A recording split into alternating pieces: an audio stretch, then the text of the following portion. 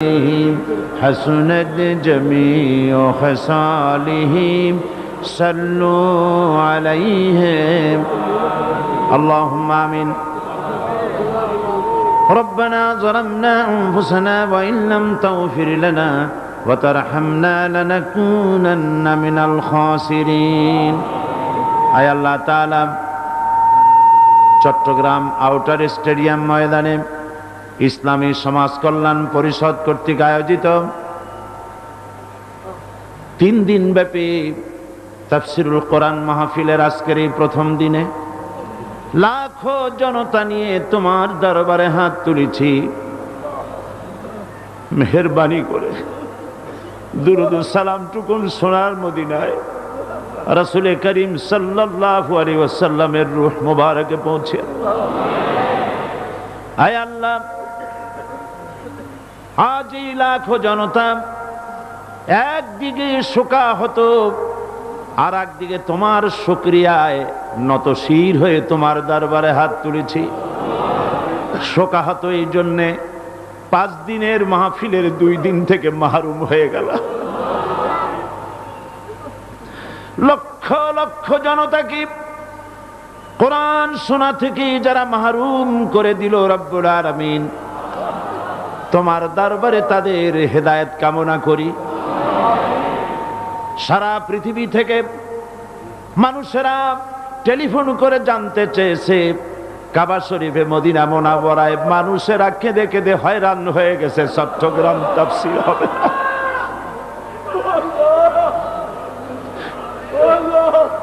চট্টগ্রাম তাফসীর হবে না। এ খবর শুনে মক্কা মদিনায় লাখো বাংলাদেশি জনতা আল্লাহর ঘর তাওয়াফ করেছে আর চিল্লায় কেঁদেছে। রব্বুল আলামিন, তোমার দরবারে নতশিরে শুকরিয়া আদায় করি। অবশেষে কোরআন শোনার সুযোগ তুমি দয়া করে চট্টগ্রামবাসীকে দান করেছো রব্বুল আলামিন। প্যারিস থেকে, গ্রিস থেকে, অস্ট্রিয়া থেকে, কুয়েত, কাতার থেকে, আবুধাবি থেকে, মক্কা মদিনা থেকে, ইউরোপ থেকে কত মানুষ টেলিফোন করেছে, জানতে চেয়েছে। যত মানুষ কোরআনের জন্য উদ্বিগ্ন ছিল আর সারা দেশবাসী উদ্বিগ্ন ছিল, আল্লাহ তুমি সকলের পেরেশানি দূর করে দিয়ে গোটা জাতিকে কোরআনের জন্য বানায়া দাও ইয়া রব। करम तू अगर करे वो बात दे जुबां को जो दिल पर असर करे। रब्बना तक़ब्बल मिन्ना इन्नका अंतस समीउल अलीम व तुब अलैना इन्नका अंतत तव्वाबुर रहीम। सुब्हान रब्बिका रब्बिल इज्जति अम्मा यसिफून व सलामुन अलल मुरसलीन ওয়ালহামদুলিল্লাহি রাব্বিল আলামিন। সম্মানিত সভাপতি শাইখুল হাদিস আল্লামা হযরত মাওলানা শামসুদ্দিন সাহেব আতালাল্লাহু উমরাহু ওয়া বারাকাল্লাহু ফি হায়াতি, হযরত উলামায়ে কেরাম, সুপ্রিয় সাংবাদিক বন্ধুগণ,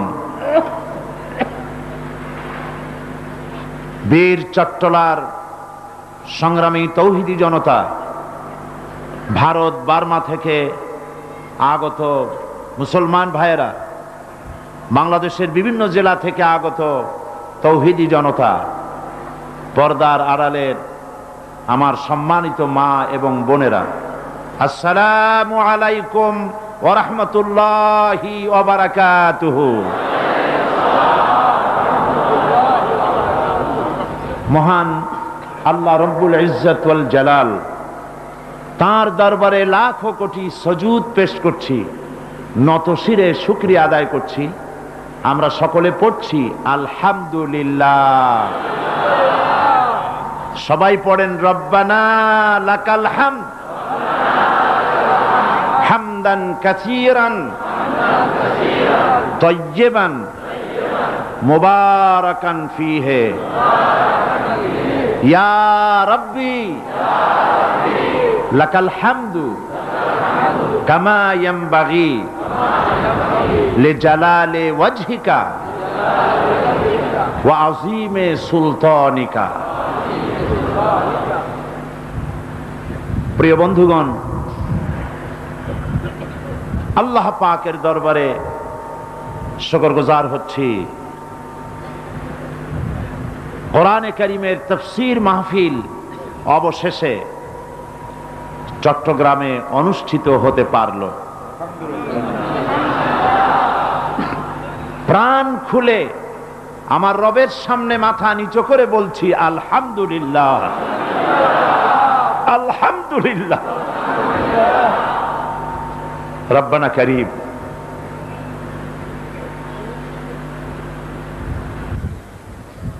সকলের জ্ঞাতার্থে বলছি, পবিত্র কোরআন তাফসীর মাহফিলের, পবিত্র কোরআন তাফসীর মাহফিল জামাত শিবিরের কোনো একক সম্পদ নয়। কোরআন শরীফ গোটা মুসলিম মিল্লাতের তথা বিশ্ব মানবতার শ্রেষ্ঠ সম্পদ। পবিত্র কোরআন গোটা মানব গোষ্ঠীর জন্যে আল্লাহ পাকের পক্ষ থেকে পাঠানো সর্বশেষ হেদায়েতের গ্রন্থ। পবিত্র কোরআন গতানুগতিকভাবে কোনো ধর্মীয় পুস্তক নয়, বরং কোরআন হচ্ছে মানবতার এক শাশ্বত জীবন বিধান, মানব গোষ্ঠীর জন্য আল্লাহ পাকের এক মহাগ্রন্থের নাম।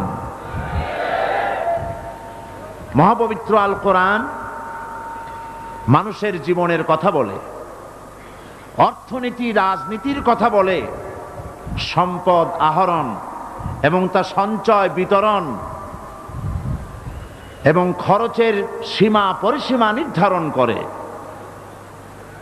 কোরআন নারীর অধিকারের কথা বলে, কোরআন এতিম বিধবা অসহায়দের অধিকারকে সংরক্ষণ করে। কোরআন বিজ্ঞান দর্শনের কথা বলে, কোরআন ভুলে যাওয়া ইতিহাস তুলে ধরে। কোরআন গণতন্ত্রের কথা বলে, অমুসলিম নাগরিকদের অধিকারের কথা বলে। সাদা কালো বর্ণ বৈষম্য দূর করে মানুষকে মানুষের সমান অধিকার প্রদান করে। পবিত্র কোরআনে রয়েছে উত্তরাধিকার আইন, ফৌজদারি দণ্ডবিধি, স্বরাষ্ট্রনীতি, পররাষ্ট্রনীতি, যুদ্ধনীতি, খতত্ব, ভূতত্ব, নৃতত্ব, জ্যোতির্বিজ্ঞান সহ মানব জীবনের প্রয়োজন, তার সকল কিছুর সুস্পষ্ট বর্ণনা এবং সকল সমস্যার সমাধান। বিগত 22 বছর ধরে বিভিন্নভাবে এ কথাগুলি পবিত্র কোরআনের আলোকে চট্টগ্রাম ঐতিহাসিক তাফসীরুল কোরআন মাহফিলে প্রতি বছর 5 দিন করে আমরা এই কথাগুলি বলে এসেছি। কোরআন কেন্দ্রিক, বিজ্ঞান মনস্ক, যুক্তিভিত্তিক ওই সব আলোচনা শুনে দেশ বিদেশের লক্ষ লক্ষ মানুষ উপকৃত হয়েছে, দিশাহারা মানুষ পথের দিশা পেয়েছে, চরিত্রহীন চরিত্রবান হয়েছে, বেনামাজি নামাজি হয়েছে, সুদখোর সুদ ছেড়েছে, ঘুষখোর ঘুষ ছেড়েছে, আর অমুসলিম যারা তারা ইসলাম কবুল করেছেন, যারা তাদের সংখ্যা 500 ছাড়িয়ে গেছে। বন্ধুগণ, উচিত ছিল সরকারিভাবে কোরআনের শিক্ষা, ইসলামের শিক্ষা তথা ধর্মীয় শিক্ষা বাধ্যতামূলক করা এবং প্রচার মাধ্যমে ধর্মীয় শিক্ষার প্রসার ঘটানো।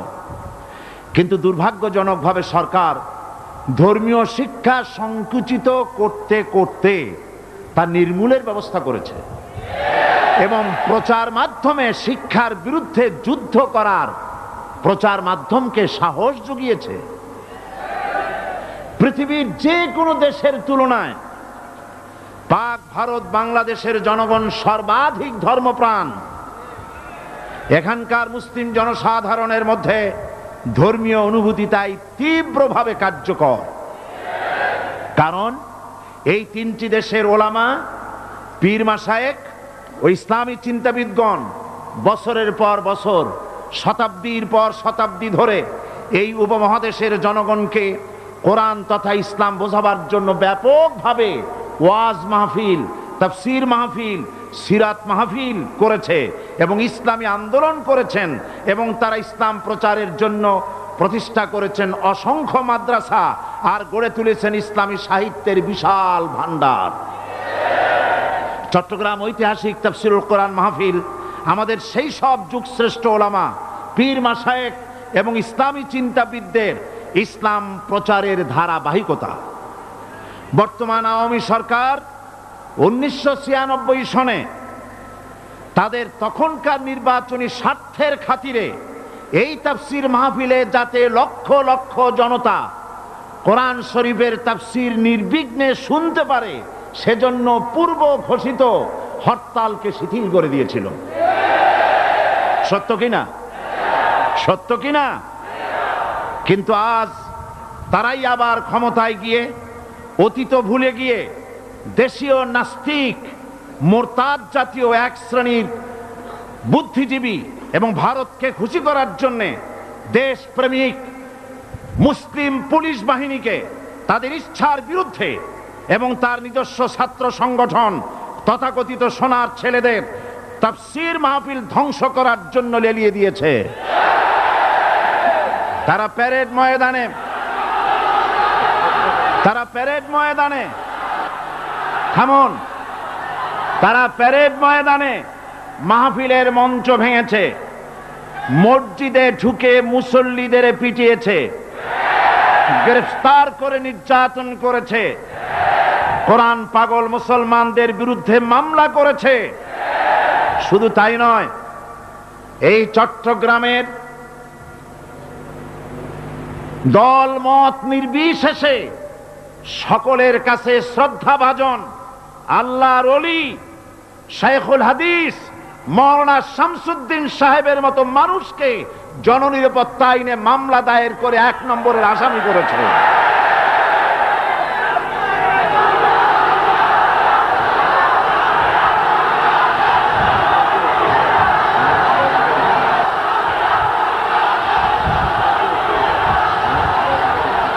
আজ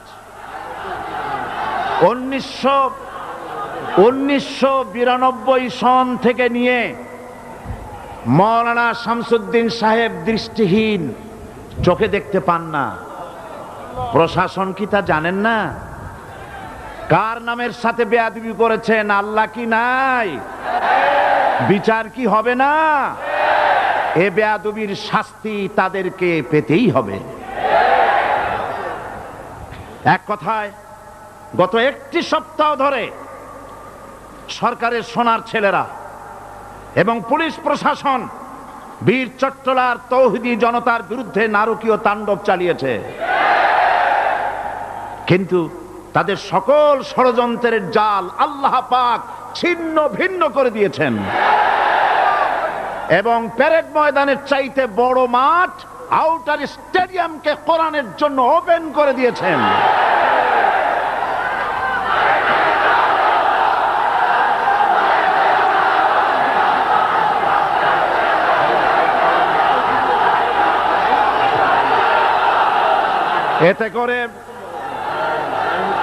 এতে করে শুনুন, এতে করে বিজয় হয়েছে কোরআন প্রেমিক ইসলাম পন্থীদের, আর চরম পরাজয় ঘটেছে ধর্মনিরপেক্ষতা প্রেমিক ভারতপন্থীদের।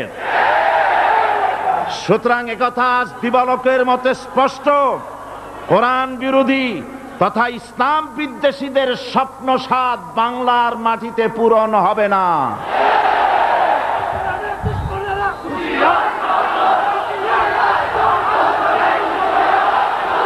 ভূমিকায় আমাকে বলতে দিন ভূমিকায় শেষ কথা বলতে চাই পুলিশ প্রশাসনকে,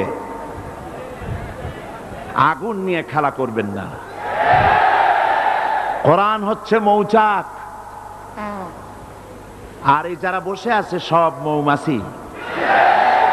আপনারা কোরআন শরীফ এই মৌচাকে আসুন, আপনারাও এখান থেকে মধু আহরণ করুন, কিন্তু মৌচাকে ঢিল মারবেন না। মৌচাকে ঢিল মারলে এই মৌমাছিরা ভুল ফুটাইয়া তোমাদের বাবার বাড়ি দিল্লিতে পাঠায় দেবে।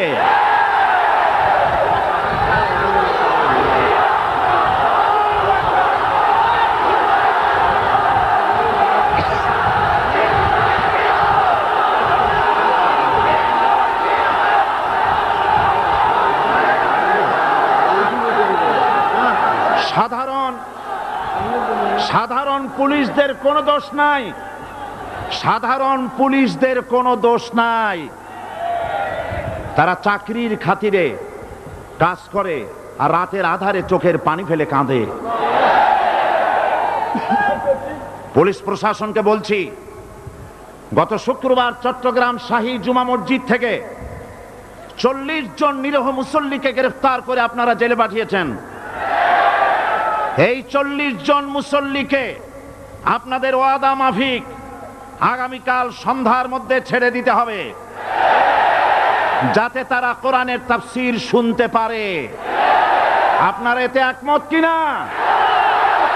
আগামীকাল সন্ধ্যার ভেতরে, থামুন, আগামীকাল সন্ধ্যার মধ্যে গ্রেফতারকৃত নিরীহ কোরআন প্রেমিক, কোরআন পাগল বীর চট্টলার 40 জন লোককে যদি ছেড়ে দেওয়া না হয়, তাহলে বীর চট্টলার তৌহিদবাদী জনতারা কি করবে আমি জানি না।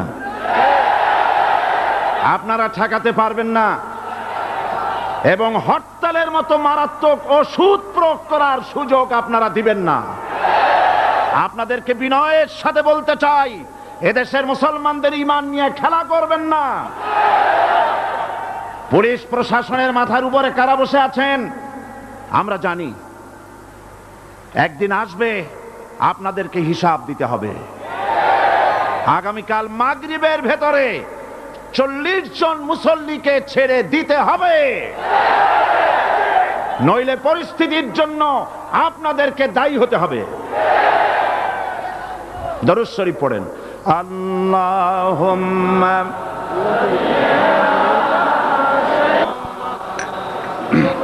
সালাতুন ইয়া রাসূলুল্লাহ আলাইকুম, সালামুন ইয়া হাবিবাল্লাহ আলাইকুম, সালাতুন ইয়া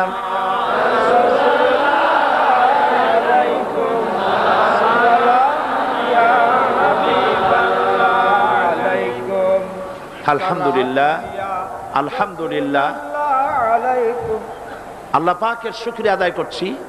আল্লাহ পাক আমাদেরকে কোরআন শোনার তৌফিক দান করেছেন, আলহামদুলিল্লাহ। আমরা বদদোয়া করি না, রাসূল আমাদেরকে তা শিখাননি। আমরা দোয়াই করব, যারা বাধা দিয়েছেন তারাও মাহফিলে আল্লাহ পাক তাদেরকেও শরীক করে দিন এবং তাদের হেদায়েত নসিব করুন। আমার আগে আপনারা কোরআনের কথাই শুনেছেন।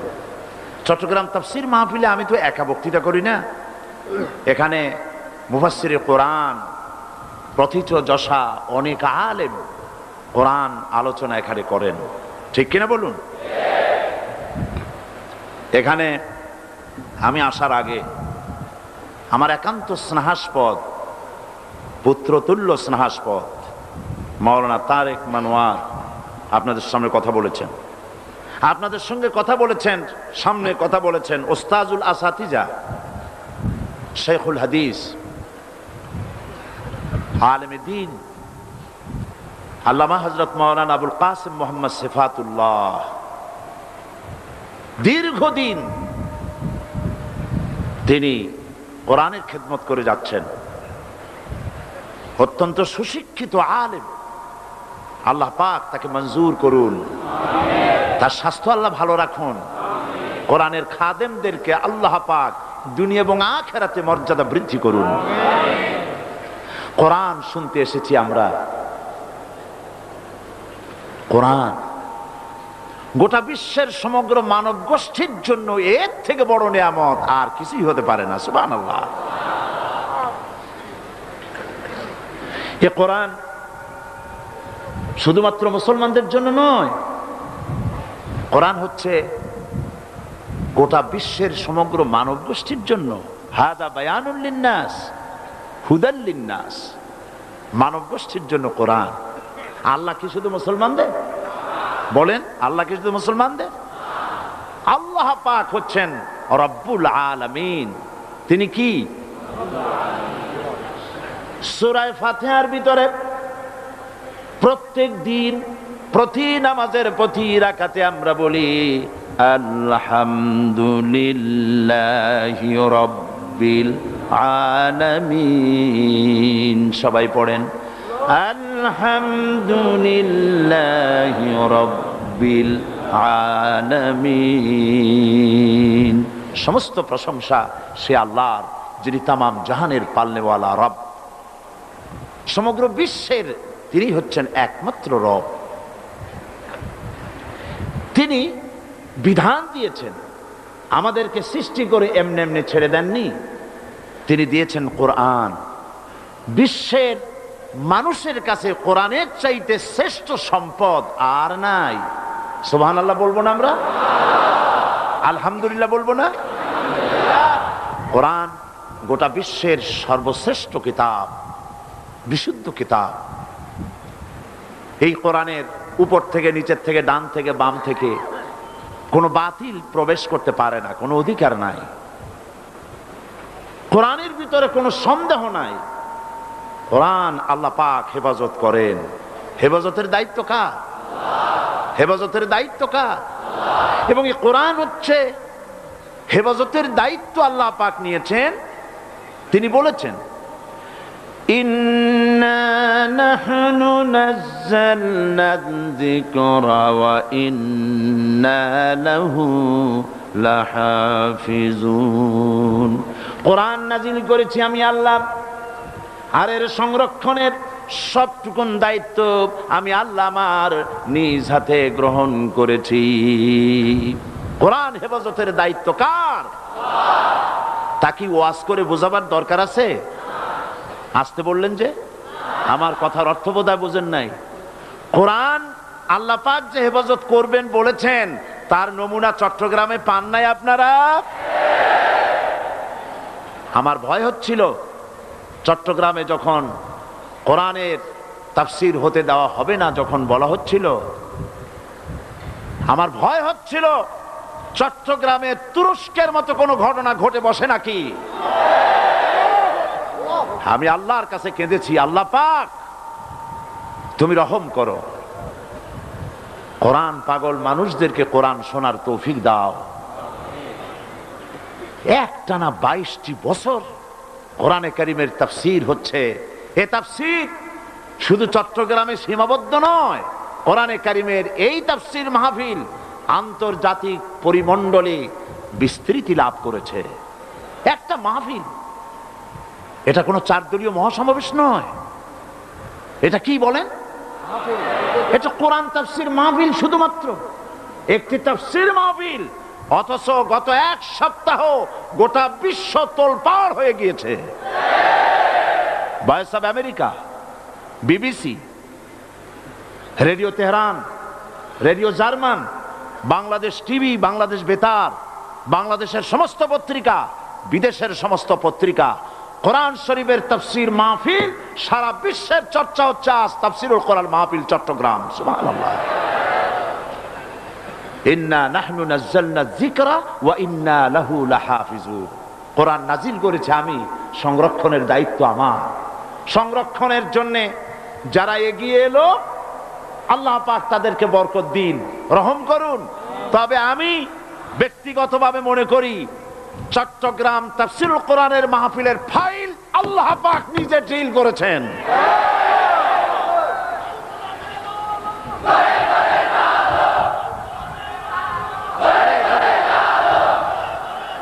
কোরআনের সাথে, কোরআনে কারীমের সাথে যারা সম্পর্ক জোড়ে, আল্লাহ তাদের ভাগ্য সুপ্রসন্ন করে দেন। আর কোরআনের সাথে যারা বেয়াদবি করে আল্লাহ তাদেরকে শেষ করে দেন, ইতিহাসের আস্ত করে নিক্ষেপ করে। আমাদের তথাকথিত সোনার ছেলেরা বলছে সাইদিরে বাদ দেন আর 30 দিন তাফসীর মাহফিল করেন। আমি বিশ্বাস করতাম এই কথা যদি ওরা ওদের জীবনেও একটা তাফসীর মাহফিল করত। চ্যালেঞ্জ রইল, তোমাদের দলে যদি কোনো কোরআনের তাফসীর কারক থাকে তাহলে একদিনের জন্য একটা মাহফিল ডাকো না তোমাদের নামে, দেখি কয়জন মুসলমান শুনতে আসে। কাজী তোমাদের মতলব জনগণ বোঝে না, বোঝেন না? যাক, সে কথা, ছেলেবেলের কথায় কান দিতে নাই। বাচ্চা পোলাপান, ছোকরা পোলাপান, পিচ্চি পোলাপান, আল্লাহ ওদেরকে ভালো করুন, বলেন আমিন। এছাড়া সাংবাদিক সম্মেলন করে বিবৃতি দেয় কারা? আরে উপরে নামগুলি কাদের? তোমরা যাদের নেতৃত্বে কাম করো, তোমাদের ওইসব কথা যারা সংবাদ সম্মেলনে পড়ে ওরা কি মুসলমান? পত্রিকা দেখুন, কাদের নেতৃত্বে কোরআনে বাধা দাও? বিবেক বলতে কি কিছুই নাই? বিবেক যদি মোটেও না থাকে একটু ব্লাড টেস্ট করো, রক্তগুলি কোত্থেকে এসেছে? আল্লাহ হেদায়েত করুন, বলি আমিন, বলি আমিন, আরো জোরে বলেন আমিন। আর বলে আমাদের আংশিক বিজয় হয়েছে, আল্লাহ রহম করুক। তোমাদের বিজয় সত্যিই হবে। মাহফিলে আসো, চরিত্র ভালো হয়ে যাবে আলহামদুলিল্লাহ। মস্তানিও করবা না, ডান্ডাবাজিও করবা না, কোরআনের বিরুদ্ধে যাবে না, কোরআনের পক্ষেই থাকবা। কোরআনে আসো, কোরআনের মাহফিলে আসো। উদাত্ত আহ্বান জানাই, কোরআন আমার বাপের না। বিগত 22 বছর আমার বাপের শ্রাদ্ধ করি নেই এখানে। আমরা কি আমাদের বাপ দাদার কথা বলেছি? 22টি বছর আমার আল্লাহর কথা বলেছি। সুবহানাল্লাহ, সুবহানাল্লাহ। আহারে, আবার বলে কি যে কোরআনের তাফসীরের নামে অপব্যাখ্যা করে। আচ্ছা বাবাজিরা, কোরআন অর্থ কি তা কি তোমরা বোঝো? কোরআন পড়া তো দূরের কথা, কোরআন শব্দের অর্থ কি তা কি বোঝো? কোরআন আরবিতে লেখে কেমনে তা কি জানো? একটা সূরার অর্থ জানো? ব্যাখ্যা জানলেই না বলা যায় কোনটা ব্যাখ্যা কোনটা অপব্যাখ্যা। তুমি তো ব্যাখ্যাই জানো না। আল্লাহ রহম করুক, কোন আল্লাহ রহম করুক।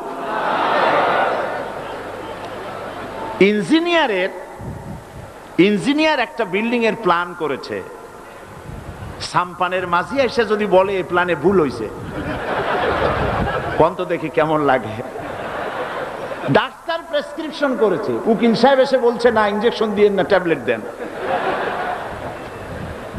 হাসির তামাশা। তুমি তো এই সাবজেক্টের লোক না, কাজী তোমার এটা বোঝার কথা নয়। তুমি বিভ্রান্ত হয়েছো কারণ তোমার মাথার উপরে কে বসা, কার নেতৃত্বে কাজ করো সেটা একটু চিন্তা করো। আমি তোমাদের চিন্তা করার সুযোগ দিচ্ছি। তোমরা একটা মুসলমান মায়ের সন্তান, মুসলমান পিতার সন্তান, কোরআনের বিপক্ষে যেও না। বলতেছো তাফসীরের মাহফিলের বিরুদ্ধে যাই না, স্বাধীনতার বিরোধীর, হ্যাঁ, স্বাধীনতা বিরোধীর বিরুদ্ধে এই করতেছি, কি করতেছি, হ্যাঁ, আন্দোলন করতেছি। তো আমার বিরুদ্ধে তোমরা আন্দোলন করতেছো, চট্টগ্রামে আসতে দেবা না। তোমাদের প্রধানমন্ত্রী আর মন্ত্রী পরিষদের গোষ্ঠী সুদ্ধা পার্লামেন্টে আমার বক্তৃতা শোনে।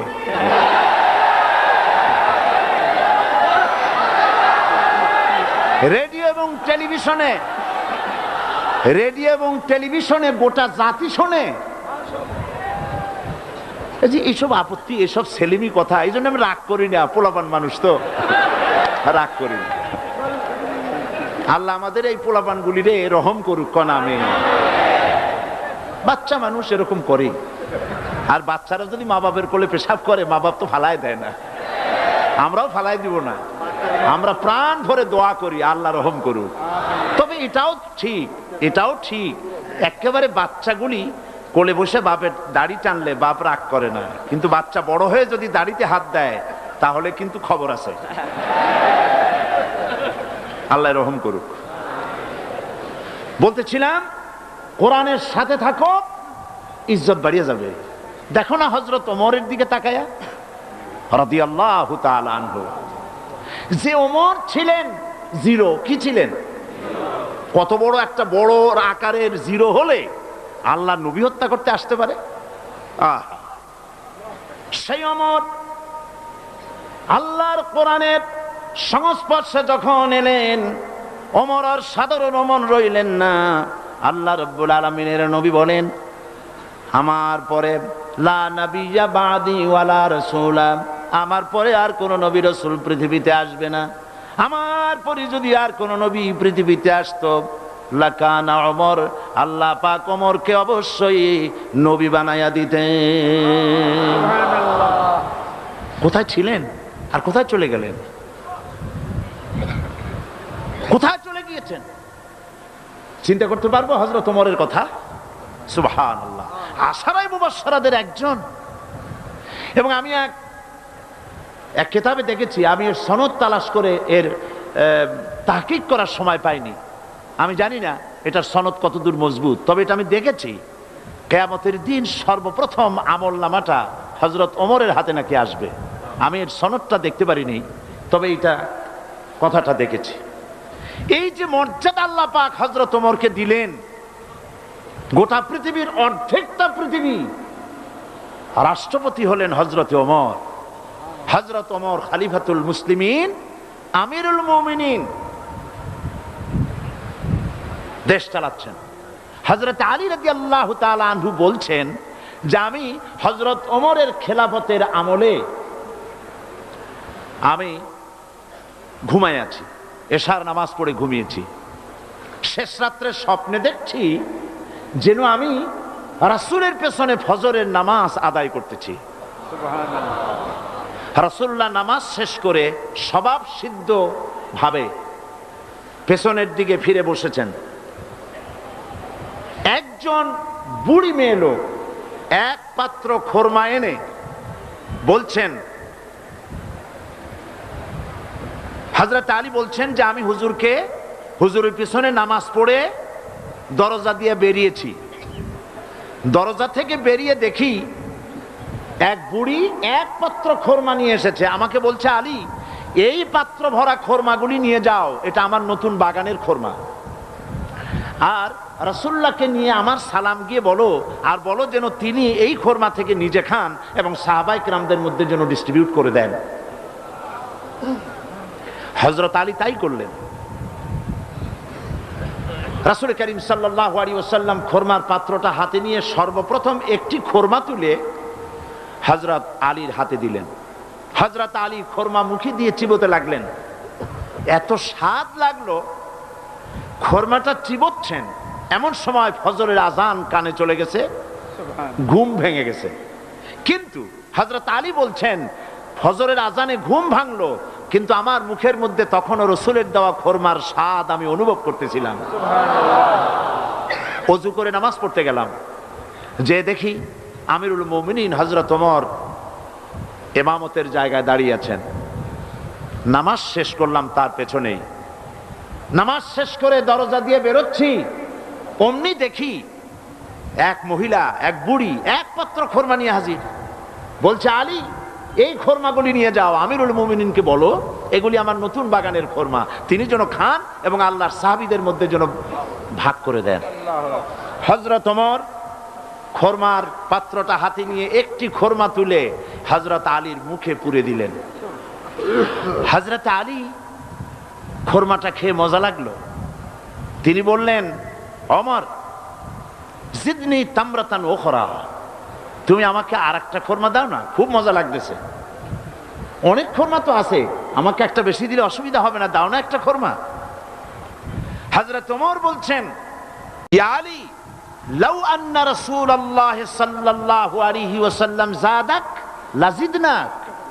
ও আলী, রাসূলুল্লাহ স্বপ্নের ভিতরে তোমাকে যদি একটার বেশি খোরমা দিতে, আমিও তোমার একাধিক খোরমা দিয়া দিতাম।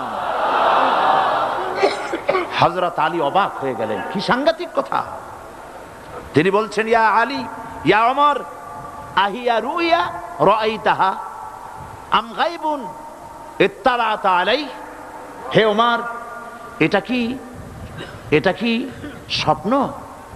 আমি যেরকম দেখেছি ওরকম তুমিও কি রাত্রে স্বপ্নে দেখছো এই ঘটনা, না গায়েব থেকে তোমাকে জানানো হয়েছে? হযরত ওমর বলছেন, ইয়া আলী ওয়াল্লাহি মা হিয়া রুয়া ওয়ালা গায়ব ওয়ালাকিন্নাল মুমিনা ইযা আখলাসা কলবাহু ইয়ারা বিনূরিল্লাহ। সুবহানাল্লাহ। ওয়া আলী শোনো, আল্লাহর কসম, এটা স্বপ্ন নয়, এটা গায়েবের কোনো গায়েব থেকেও আমি কিছু পাই নাই। এটা হচ্ছে সেই ব্যাপার যখন আল্লাহর মোমেন বান্দা আল্লাহর জন্য হয়ে যায় তখন আল্লাহ পাক তাকে দেখার মতো তৌফিক দান করে দেন। হযরত ওমর কোথায় ছিলেন আর কোত্থেকে আল্লাহ পাক তাকে তুলে নিলেন? সুবহানাল্লাহ। আল্লাহ রাব্বুল আলামিন এই কোরআন দিয়ে কোন জিরো যদি কোরআনের কাছে আসে আল্লাহ পাক তারে হিরো বানায় দেন, আর যদি কোন হিরো কোরআনের সঙ্গে বেয়াদবি করে রব্বুল আলামিন তারে জিরো বানায় দেন। এই কোরআনের সাথে খবরদার কেউ বেয়াদবি করার দুঃসাহস করবেন না।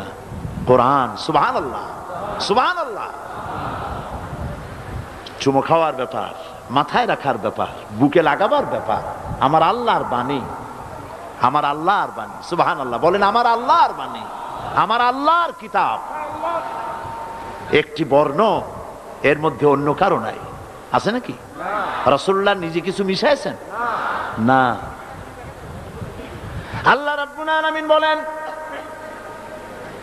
আমার নবী যদি ওয়ালাউ তাকাওয়ালা আলাইনা বা'দাল আকাওয়িল, আমার নবী যদি নিজের থেকে কোনো কথা বানাইয়া কোরআনের ভিতরে ঢুকায় দিতেন, আমি আল্লাহ রাব্বুল আলামিন তার ডান হাতটারে চেপে ধরতাম আর তার কণ্ঠ নালিকা আমি আল্লাহ পাক কেটে ফেলে দিতাম।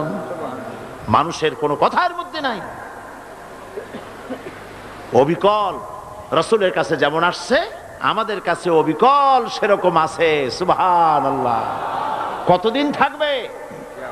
ইলা ইয়াউমিল কিয়ামা। কতদিন থাকবে? কিয়ামত পর্যন্ত। আমাদের মধ্যে কিছু ভাইরা আছেন যারা বোঝেন না বলে বলেন যে কোরআন এটা আলেম ওলামাদের ব্যাপার, এটা আমরা সাধারণ পাবলিক এগুলা বুঝবো না। সুতরাং আসো মুরব্বীরা কি কয়, অন্যরা কি বলে, এইগুলি হাদিস আলোচনা করি, অমুক সেইটা বলি। কোরআন সাধারণ মানুষের বোঝার ব্যাপার না। এরকম বলা হয় কিনা বলুন? বলা হয় কিনা? কোরআনের বিরুদ্ধে পরিচালিত এগুলি একটি ষড়যন্ত্র, কনস্পিরেসি। ওরা নিজেদের অজান্তে এই কথাগুলি বলেন। যারা বলেন কোরআন আমাদের বোঝার ব্যাপার নয়, আলেম ওলামাদের ব্যাপার, এটা ষড়যন্ত্রের একটি অংশ। তার মানে হলো আল্লাহ পাক এমন একটা কিতাব নাজিল করছেন যা আলেমরা ছাড়া আর কেউ বুঝবে না। একটা কথা হইলো, তাহলে এটা নাজিল করার দরকারটা কি? হ্যাঁ, ব্রাহ্মণদের মতো। হযরত মাওলানা ঠিকই বলেছেন, ব্রাহ্মণরা যেমন বলে যে বেদ আমাদের, সাধারণ হিন্দুরা বুঝবে না। আর সাধারণ হিন্দুরা বেদ যদি ধরে, লোয়ার কাস্ট বর্ণশ্রেণীর হিন্দুরা যদি কোরআনে স্পর্শ করে 14 গোষ্ঠী নরকে যাবে। কোরআন কি ওই রকম? এখন কোরআন বোঝা সহজ না কঠিন? না না, আপনার কাছে জিজ্ঞাই নেই। কোরআন শোনা বোঝা সহজ না কঠিন? আসেন না আল্লাহরে জিজ্ঞেস করি, আল্লাহ তোমার কোরআন বোঝা সহজ না কঠিন? দেখেন আল্লাহ কি জবাব দেন।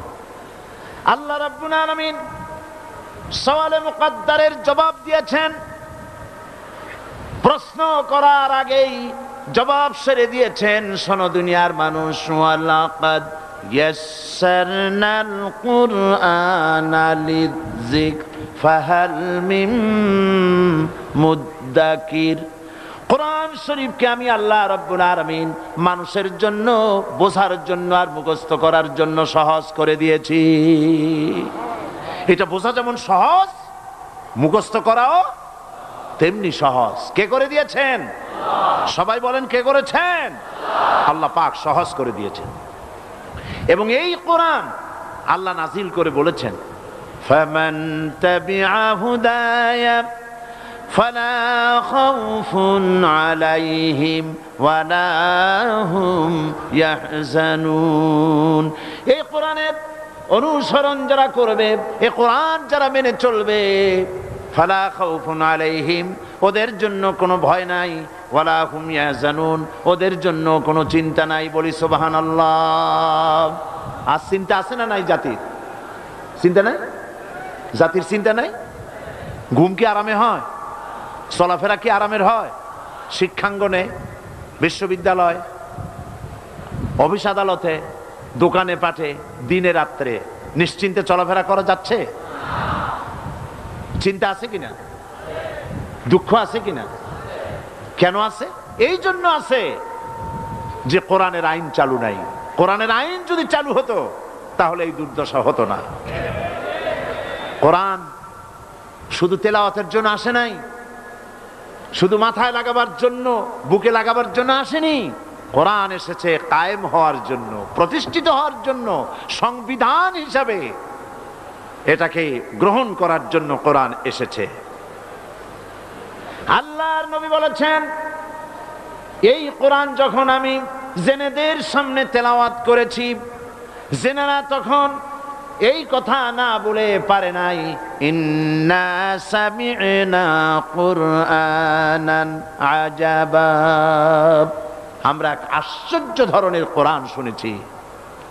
ইয়াহদি ইলার রুশদ, যে কোরআন এর শ্রোতা, যে শোনে বা তেলাওয়াত করে, কোরআন তাকে হেদায়েতের রাস্তা দেখায়, সোজা রাস্তা বলে দেয়। সুবহানাল্লাহ। ফাআমান্না বিহি, কোরআন শুনলাম আর ঈমান আনলাম।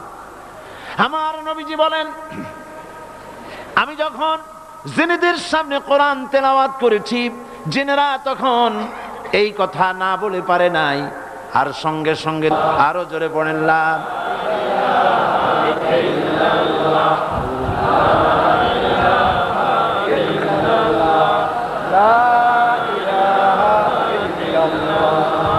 লা ইলাহা ইল্লাল্লাহু মুহাম্মাদুর রাসূলুল্লাহ।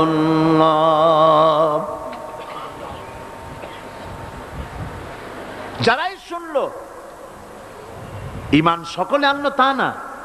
রাসূলুল্লাহ যখন কোরআনের দাওয়াত দিলেন, লোকেরা ফুলের মালা দিয়ে হুজুরকে বরণ করলেন। এরকম কি হয়েছে? না, এরকম হয়নি। বাধা এসেছে, তবে লোকেরা বিস্ময় প্রকাশ করেছে।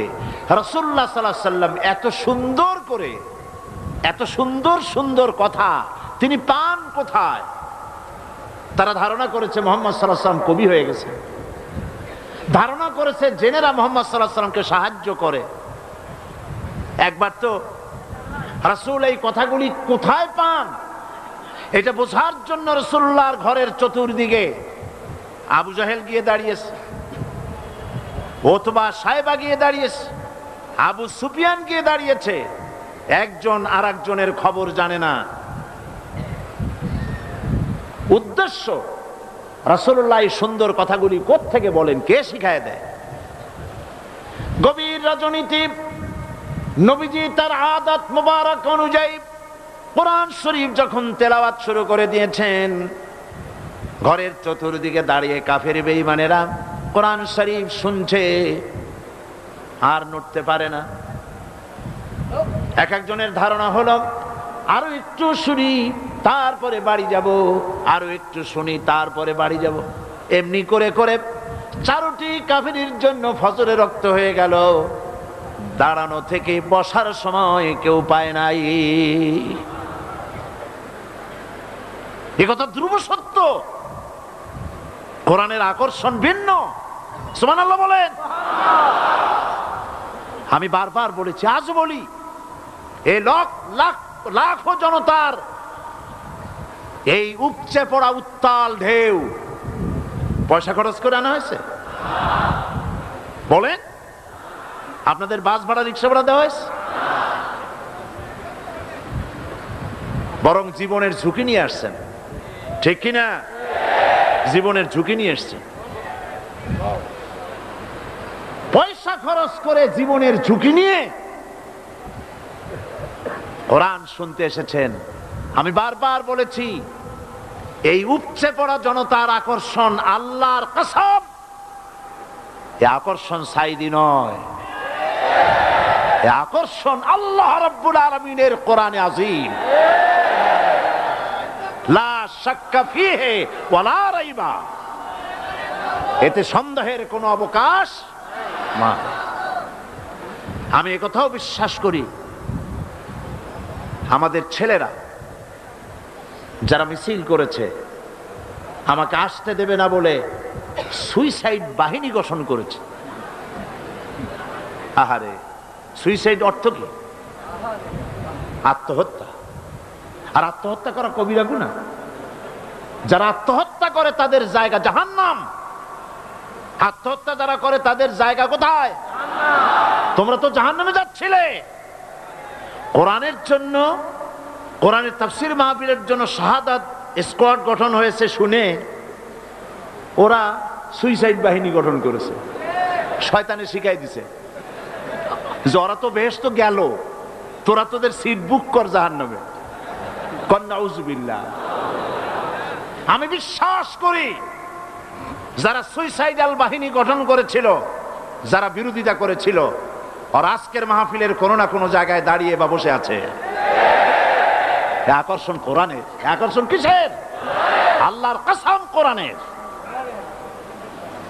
ওদের শরীরেও মুসলমানের রক্ত আছে, মুসলমানের রক্ত আছে, অবশ্য মিসগাইডেড।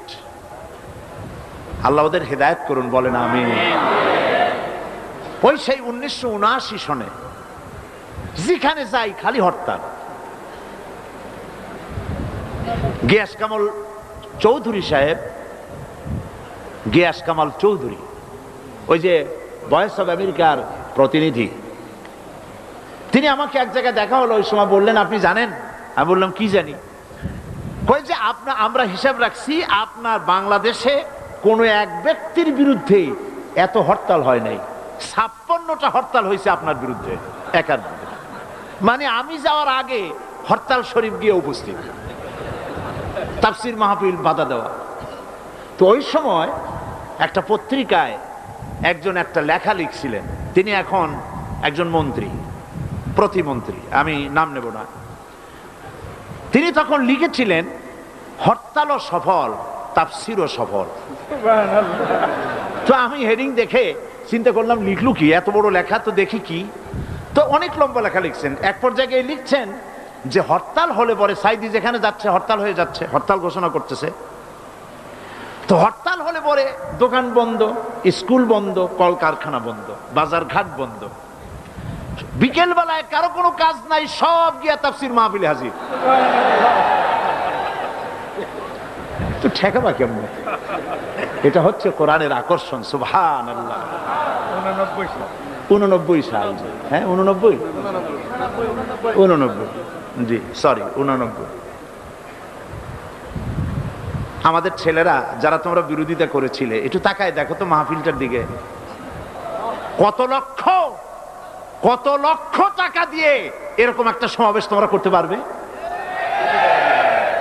এই মানুষ তো জাদু করে আনা হয় নাই, পয়সা দিয়ে আনা হয় নাই, কোরআনের আকর্ষণে এসেছে। সুবহানাল্লাহ বলেন। কাজী বাধা দিও না, বসেন, বাধা দিও না, তোমাদেরই ক্ষতি হবে, তোমাদের ভাগ্যের ক্ষতি হবে। চট্টগ্রামের প্যারেন্টস, মা বাপ, তাদেরকে বলি, এসব ছেলেরা তো মঙ্গল গ্রহ থেকে আসে নাই, ঠিক কিনা বলেন? মঙ্গল গ্রহ থেকে আসছে? দিল্লি বা ব্যাঙ্গালোর থেকে এসেছে? আমাদেরই ছেলে। হয় আপনার, না হয় আমার, হয় ছেলে না হয় ভ্রাতুষ্পুত্র, আমাদেরই কেউ। এ ছেলেগুলিকে বুঝান। আর যাই করো, আল্লাহ নিয়ে, ইসলাম নিয়ে, কোরআন নিয়ে, হাদিস নিয়ে, রসুল নিয়ে তামসা করো না। আজ রাসূলের ঘরের চারপাশে কাফেরেরা দাঁড়ায় আছে, বসার সময় পায় নাই। সকাল বেলায় মাথা নিচু করে যাচ্ছে, একজনের সঙ্গে আর একজনের দেখা, খুব আস্তে করে। আবু সুফিয়ান আবু জাহেলকে জিজ্ঞেস করছে, আবু জাহেল কখন এসছো? কয় রাত তখন দুপুর টুপুর হবে, তুমি ওই এরকমই। পরস্পর কুশল বিনিময় এবং কথাবার্তা বলতে বলতে যাচ্ছে। আবু জাহেল বলছে, আবু সুফিয়ান বলছে, আবু জাহেল একটা কথা বলি শোনো, রাগ টাগ করবে না তো, তোমার যা মেজাজ, কেন রাগ করবো না? দেখো আমি লাত মানাতের নামে শপথ করি, ওরা তো ওইরকমই শপথ করে, লাত মানাত উজ্জার নামে শপথ করছি, সারা রাত ভর মুহাম্মদ সাল্লাল্লাহু আলাইহি সাল্লামের মুখে যা শুনলাম, অবশ্যই এগুলি মানুষের বানানো হতে পারে না। প্রত্যেকটি শব্দ যেন কলিজে স্পর্শ করে, শরীর শিউরে ওঠে। জীবনেও তো এরকম কথা শুনিনি। আবু জাহেল বলছে, দেখো এটা বড়ই কুলক্ষণ। এই সব কথা যদি আমরা নেতারা বলি, অবশ্য তোমার অনুভূতি আমার মধ্যেও আছে, কিন্তু এই সব কথা যদি আমরাই বলি, না জানি কোন ফাঁকে আবু বকর ওমরের মতো আমরাও পাগল হয়ে বসবো। নাউজুবিল্লাহ। কাজী আমি বুঝতে পেরেছি যে তোমাদেরকে কোরআন একটা আসর করে ফেলেছে, আসো তওবা পড়ো, হাত দাও হাত দাও, তওবা পড়ো। সবাই তওবা করলো যে না, এইখানে আর এটা শুনতে আসবো না। গেল সবাই। আজ আবার রাত, দুপুর গড়িয়ে এলো। নিষিদ্ধ জিনিসের প্রতি আকর্ষণ হওয়া মানুষের প্রথম দিন থেকেই এসেছে। মানব স্রষ্টা সৃষ্টির সেই প্রথম দিন থেকেই নিষিদ্ধ জিনিসের প্রতি আকর্ষণ। গভীর রাত্রে আবু জাহাল ভাবছে, আমার হাতে যখন তওবা পড়েছে, ওরা কেউ ভয়তে আসবে না, আমি একা আজকে মজা করে শুনবো মুহাম্মদ সাল্লাল্লাহু আলাইহি সাল্লামের মুখে আল্লাহর কালাম। আবু সুফিয়ান, উতবা, সাইবা তারাও ভাবছে, উনি নিজে যখন তওবা পড়াইছে, উনি কে তওবা ভাঙবে? উনি আসবেন না। কাজী আমি তো একা একা গিয়ে আজকে শুনবো মুহাম্মদ সাল্লাল্লাহু আলাইহি সাল্লামের মুখে আল্লাহর কালাম। সবাই এরকম করে করে একে অপরের অজান্তে আবার খাড়া হয়ে গেছে। প্রত্যেক রজনীর অভ্যাস মোতাবেক আল্লাহ নবী গভীর রাত্রে আবার তেলাওয়াত শুরু করেছেন। এই সব লোকগুলি ঘরের চতুর্দিকে দাঁড়িয়ে শুনতে শুনতে শরীর যেন অবশ হয়ে যায়। আজ রাত শেষ হওয়ার আগে এরা মনে করল আজ আর ভোর করা ঠিক না, কারণ আমরা সবাই তওবা পড়েছি, যদি কারো সামনে পড়ি তওবা ভঙ্গের কারণে আসামি হয়ে যাব। কাজী দৌড় মারো। দৌড় মারছে। অন্ধকারের ভিতরে একজন গিয়ে আর একজনের ঠ্যাঙ্গে বাড়ি লাগছে। আবু জাহেল ভয় পাইছে। কে? কয় যে আমি আবু সুফিয়ান। তুমি কে ডাকো? আমি আবু জাহেল। আরে পাগল, কালকে তওবা করলে আজকে আসলি কেন? বেটা বেশি মাতবারি করিস না, তুই আসলি কেন সেটা কো আগে।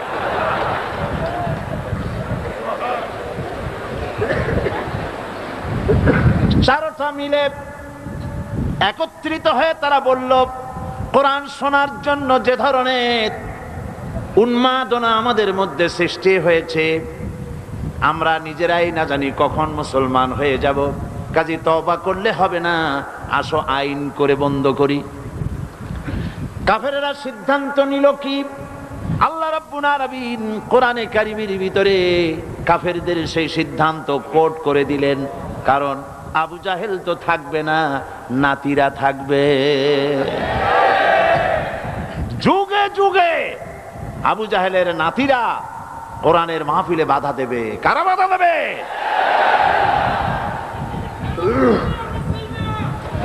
আবু জাহেল দুনিয়া থেকে বিদায় হয়েছে, তার প্রেতাত্মা দুনিয়া থেকে বিদায় হবে না। এই জন্য সিদ্ধান্তটা আল্লাহ পাক কোরআন শরীফের ভিতরে কোট করে দিলেন। কাফেরেরা কি বলল কোরআন শরীফ সম্পর্কে? ওয়াকালান্নাযীনা কাফারু লা তাসমাউ লিহাযাল কুরআনি ওয়ালগাউ ফীহি লাআল্লাকুম তাগলিবুন।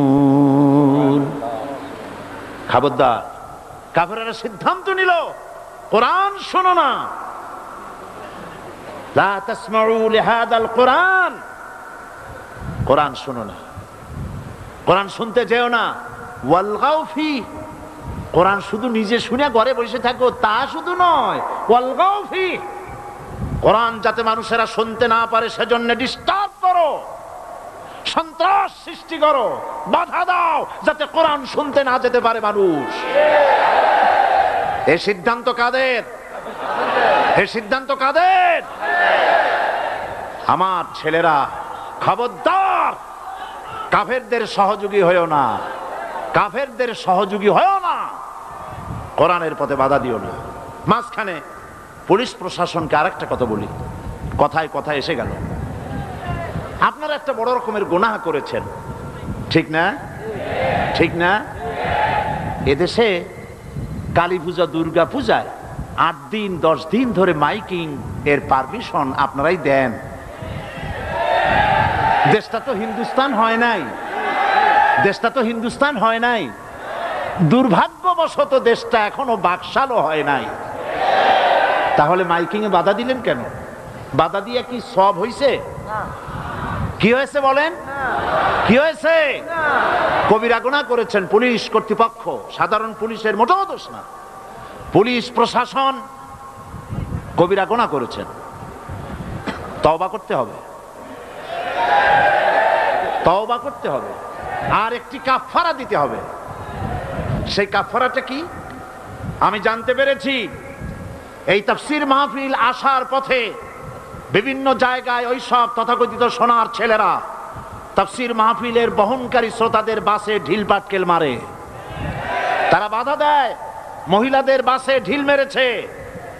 আমি পুলিশ প্রশাসন, গোয়েন্দা বিভাগ, SB, IB, DFI, NSI, army intelligence এবং পুলিশ বিভাগকে বলছি, এই যে গুনাহ করেছেন মাইকের পারমিশন না দিয়ে 144 ধারা জারি করে যে গুনাহ করেছেন, সেই গুনার কাফারা হিসাবে রাস্তার মোড়ে মোড়ে দাঁড়িয়ে এই ইয়াজুজ মাজুজদেরকে ঠেকান।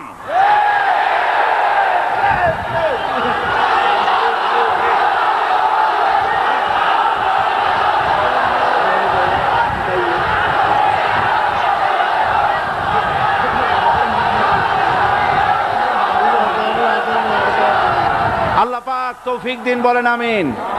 আল্লাহ পাক তৌফিক দিন, জোরে বলেন আমিন। আসুন এবার বসেন। আপনারা এত জোরে তাকবীর দিলে তো মুশকিল হয়ে যাবে। দেবেন আপনারা তাকবীর, দেবেন না তো কি দেবেন? দিবেন, তবে একটু রয়েছে। কোরআন, সুবহানাল্লাহ সুবহানাল্লাহ, কোরআন নিয়ে যেন বাঁচতে পারি, কোরআন নিয়ে যেন মরতে পারি, কোরআন নিয়ে যেন কবরে যেতে পারি, কোরআনের নূর দিয়ে যেন আমাদের কবরগুলি আল্লাহ মুনাওয়ার করে দেন, কিয়ামতের দিন কোরআনের সুপারিশ জন্য আল্লাহ আমাদের নসিব করে দেন। আহা কি নিয়ামত, সুবহানাল্লাহ, বলি সুবহানাল্লাহ। এখন এই কোরআনে কারীমের তাফসীর ভূমিকা অনেক লম্বা করলে তাফসীর করা মুশকিল হয়ে যাবে, সেজন্য চলুন আমরা তাফসীরের দিকে এগোই। তাফসীর মানে ব্যাখ্যা, আলোচনা। আচ্ছা আপনারা বলেন তো, জেন, দুষ্ট জেন আর ভূত প্রেতে যদি আসর করে তাহলে কোরআন শরীফের কোন আয়াত পড়তে হয়? জি ওলামারা বলেন না, আয়াতুল কুরসি। কোনটা পড়তে হয় বলেন? কোনটা? চট্টগ্রাম তাফসীর মাহফিল উপলক্ষেও কিছুটা ভূত প্রেতের আসর হয়েছে। এই ভূত প্রেতের আসর থেকে রক্ষা করার জন্যে সকলে আমার সাথে পড়েন যথারীতি। আউযু বিল্লাহি মিনাশ শাইতানির রাজীম, বিসমিল্লাহির রাহমানির রহিম। আল্লাহু লা ইলাহা ইল্লা হুয়াল হাইয়ুল কাইয়্যুম, লা তা'খুযুহু সিনাতুন ওয়ালা নাওম, লাহু মা ফিস সামাওয়াতি ওয়া মা ফিল আরদ, من ذا الذي يشفع عنده إلا بإذنه يعلم ما بين أيديهم وما خلفهم ولا يحيطون بشيء من علمه إلا بما شاء وسع كرسيه السماوات والأرض ولا يؤوده حفظهما وهو العلي العظيم صدق الله العظيم সবাই বলেন সাদাকাল্লাহুল আযীম। 5 দিন তাফসীরুল কোরআন মাহফিল একাধারে আলোচনা করতাম, আজকে 2 দিন মাহরুম হয়ে গেলাম। কলিজা ফেটে যায়, চোখে পানি এসে যায়, কি নিয়ামত থেকে বঞ্চিত হয়ে গেলাম। সুতরাং আয়াতুল কুরসি থেকে শুরু করি, কদ্দুর যাইতে পারি দেখি। আল্লাহ পাক তৌফিক দান করুন, বলেন আমিন। ওয়ামা তাওফীকি ইল্লা বিল্লাহ আলাইহি তাওয়াক্কালতু ওয়া ইলাইহি উনীব। আল্লাহর কাছে সাহায্য প্রার্থনা করি, রব্বুল আলামিন তোমার এই কালাম, তোমার এই আয়াত বোঝার তৌফিক আমাদেরকে দান করো। আয়াতুল কুরসি, আগে এটার অর্থ করে নেই। আল্লাহু লা ইলাহা ইল্লা হুয়াল হাইয়ুল কাইয়্যুম। আল্লাহ হচ্ছেন তিনি যিনি ছাড়া কোনো ইলাহ নাই, যিনি সার্বভৌমত্বের একচ্ছত্র মালিক। লা তাখুযুহু সিনাতুন ওয়ালা নাওম, যাকে ঘুম এবং তন্দ্রা স্পর্শ করে না। লাহু মা ফিস সামাওয়াতি ওয়া মা ফিল আরদ, আকাশ ও জমিনে যা কিছু আছে সবই তার। মান যাল্লাযী ইয়াশফাউ ইনদাহু ইল্লা বিইজনিহি, কে আছে এমন যে তার কাছে সুপারিশ করতে পারে তার বিনা অনুমতিতে? মা বাইনা আইদিহিম ইয়ালামু মা বাইনা আইদিহিম ওয়া মা খালফাহুম, তিনি সবার অগ্র পশ্চাৎ এর সব কিছুর খবর রাখেন। ওয়ালা ইউহিতুনা বিশাইইম মিন ইলমিহি ইল্লা বিমা শাআ, তার জ্ঞাত বিষয়ের কিছুই মানুষ নিজেদের আয়ত্তে আনতে পারে না। অবশ্য আল্লাহ যদি কাউকে কিছু দিতে চান, ওয়াসিআ কুরসিয়্যুহুস সামাওয়াতি ওয়াল আরদ, তার একচ্ছত্র ক্ষমতা এবং কর্তৃত্ব আকাশ এবং জমিনকে পরিব্যাপ্ত করে রেখেছে। ওয়ালা ইয়াউদুহু হিফযুহুমা ওয়া হুয়াল আলিয়্যুল আযীম, আর আকাশ এবং পৃথিবীর রক্ষণাবেক্ষণ করতে গিয়ে আল্লাহ পাক মোটেই ক্লান্তি বোধ করেন না। আর তিনি হচ্ছেন এক মহান শ্রেষ্ঠতম সত্তা। বলি সাদাকাল্লাহুল আযীম।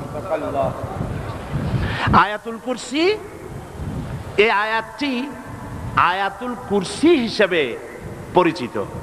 কি নামে পরিচিত? আয়াতুল কুরসি। এখানে মহান আল্লাহ পাকের এমন সব পূর্ণাঙ্গ পরিচিতি পেশ করা হয়েছে যার নজির গোটা কোরআন শরীফে নাই। সুবহানাল্লাহ। তাই হাদিস শরীফে এই আয়াতটিকে শ্রেষ্ঠ আয়াত বলা হয়েছে। কোরআন শরীফের কি আয়াত? শ্রেষ্ঠ আয়াত বলা হয়েছে।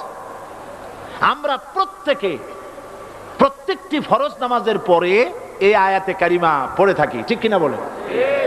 আল্লাহর নবী বলেছেন, প্রত্যেক ফরজ নামাজের পরে আয়াতুল কুরসি যে ব্যক্তি পাঠ করবে, কিয়ামতের দিন আল্লাহ রাব্বুল আলামিন ওই ব্যক্তির ব্যাপারে সিদ্ধান্ত নেবেন, আল্লাহ তাকে জান্নাত দান করে দিবেন। হতে পারে এবার আপনারা কেউ কেউ মনে করতে পারেন বাস ওয়াজ আর না শুনলে চলবে, আয়াতুল কুরসি পড়বো আর জান্নাতে চলে যাব। না, বিষয়টা এমন নয়। বিষয়টা হচ্ছে এই আয়াতুল কুরসির মধ্যে এমন কিছু কথা আছে যা বুঝে যদি পড়ে আর আমল করে, আল্লাহ পাক কিয়ামতের সিদ্ধান্ত নেবেন, জান্নাত দিয়ে দিবেন। সুবহানাল্লাহ, বলেন সুবহানাল্লাহ। এর কারণ হলো আয়াতুল কুরসির মধ্যে আল্লাহ পাক সার্বভৌমত্বের কথা বলেছেন। আজ আমরা স্লোগান দেই সব সমস্যার সমাধান, ও মাশাআল্লাহ, চট্টগ্রামের সবাই বোধহয় এই পরিচিত স্লোগানটা জানেন না। জবাব তো আপনারা জবাব দিতে পারলেন না কেন? সব সমস্যার সমাধান দেন স্লোগান আপনারাই।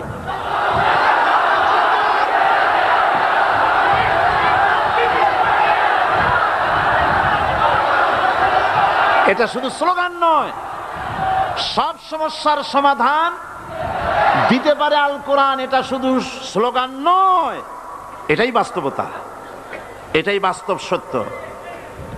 আয়াতুল কুরসির মধ্যে রয়েছে একটি জটিল সমস্যার সমাধান, যাকে সহজ কথায় বলা যায় গদি সমস্যার সমাধান। কুরসি মানে হলো গদি। আজকাল গদি নিয়ে কি হচ্ছে টের পাচ্ছে না ভাই? কথা কন না কেন?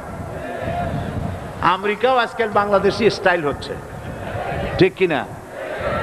আমি চিন্তা করছি যে আমাদের একজন প্রধান ব্যক্তি দেশের বারবার ওই দেশে যাওয়ার কারণেই কি এই রোগ ছড়াইলো ওই দেশে, আল্লাহ জানে। কি সর্বনাশ! এই গদি নিয়ে টানাটানি হচ্ছে পৃথিবীর সর্বত্র। সার্বভৌমত্বের মালিক কে হবে? এইটা তো আপনারা বলতেছেন, কিন্তু যারা কোরআন জানে না তারা বলে সার্বভৌমত্বের মালিক জনগণ। দেখেন না, ওরা বলে সকল ক্ষমতার উৎস জনগণ। কারা বলে? নেতা নেত্রীরা বলেন সকল ক্ষমতার উৎস। কর না কেন? সকল ক্ষমতার উৎস জনগণ। এই কথাটা হলো আসলে ভোটারদেরকে পাম্পট্টি দেওয়া, আপনাদেরকে ফুলাইয়া ডানলপ টায়ার বানায়। আপনারা খুব খুশি হবেন সমস্ত ক্ষমতার উৎস তাহলে আমরা। আরে বাবারা, তোমরা সকল ক্ষমতার উৎস যার পেট ভরা ময়লা, নাকের মধ্যে ছাতা, দাঁতে ছাতা, তুমি হবা সকল ক্ষমতার উৎস। আহার ক্ষমতার ঠেলায় একটা সাপ দেখলে ভয়তে সিট হয়ে পড়ো, সাইকেলের টায়ার বাস্ট হইলে হার্ট ফেল করে। সকল ক্ষমতার উৎস, সকল ক্ষমতার উৎস জনগণ, এই কথা বলা কবিরা গুনাহ, এই কথা বিশ্বাস করা হারাম, এই কথা বিশ্বাস করা শিরক। কারণ সকল ক্ষমতার উৎস জনগণ এই কথা যদি বলা হয় তাহলে কোরআনে কারীমের সাথে কন্ট্রাডিকশন হয়, সাংঘর্ষিক। আল্লাহ পাক কি বলেছেন? আল্লাহ পাক বলেছেন আন্নাল কুওয়াতা লিল্লাহি জামিআ। বলেন আন্নাল কুওয়াতা লিল্লাহি জামিআ।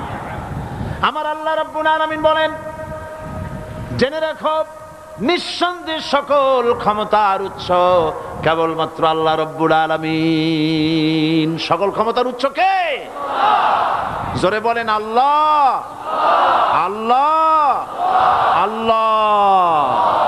তিনি একমাত্র সকল ক্ষমতার উৎস। সার্বভৌমত্বের মালিক কে হবে? এই সার্বভৌমত্বের মালিক সরকার বলে সার্বভৌমত্বের মালিক হলো জনগণ। সংবিধানে লেখা হয়েছে সার্বভৌমত্বের মালিক হলো জনগণ। মিছে কথা, মিথ্যে কথা, আল্লাহর কোরআনের বিরোধী কথা। সার্বভৌমত্বের মালিক হতে হলে যে সব গুণ, যে সব কোয়ালিটি থাকা দরকার তা মানুষের মধ্যে নাই। সার্বভৌমত্ব কেবলমাত্র কার? এই কথা আয়াতুল কুরসির মধ্যে একটা একটা করে বলা হয়েছে। সার্বভৌমত্বের মালিক হওয়ার জন্য কি কি কোয়ালিটি হওয়া প্রয়োজন আল্লাহ পাক তা বলে দিয়েছেন। কোরআন আয়াতুল কুরসি আল্লাহ কোরআনে নাজিল করে সার্বভৌমত্বের মালিক কে হবে সমস্যার সমাধান করে দিলেন। রাসূল করিম সাল্লাল্লাহু আলাইহি সাল্লাম মানুষের সার্বভৌমত্ব খতম করে মদিনায় আল্লাহর সার্বভৌমত্ব কায়েম করে তিনি একটি রাষ্ট্র কায়েম করলেন। মদিনার রাষ্ট্রের সার্বভৌমত্বের মালিক কে ছিলেন? আল্লাহ। জোরে বলেন কে ছিলেন? আল্লাহ। মানুষ তখন দেখতে পেল খোদাই সার্বভৌমত্বের ভিত্তিতে যে রাষ্ট্র গঠন হয় সেই রাষ্ট্র মানবতার জন্য কত কল্যাণকর হয়। সুবহানাল্লাহ বিহামদি।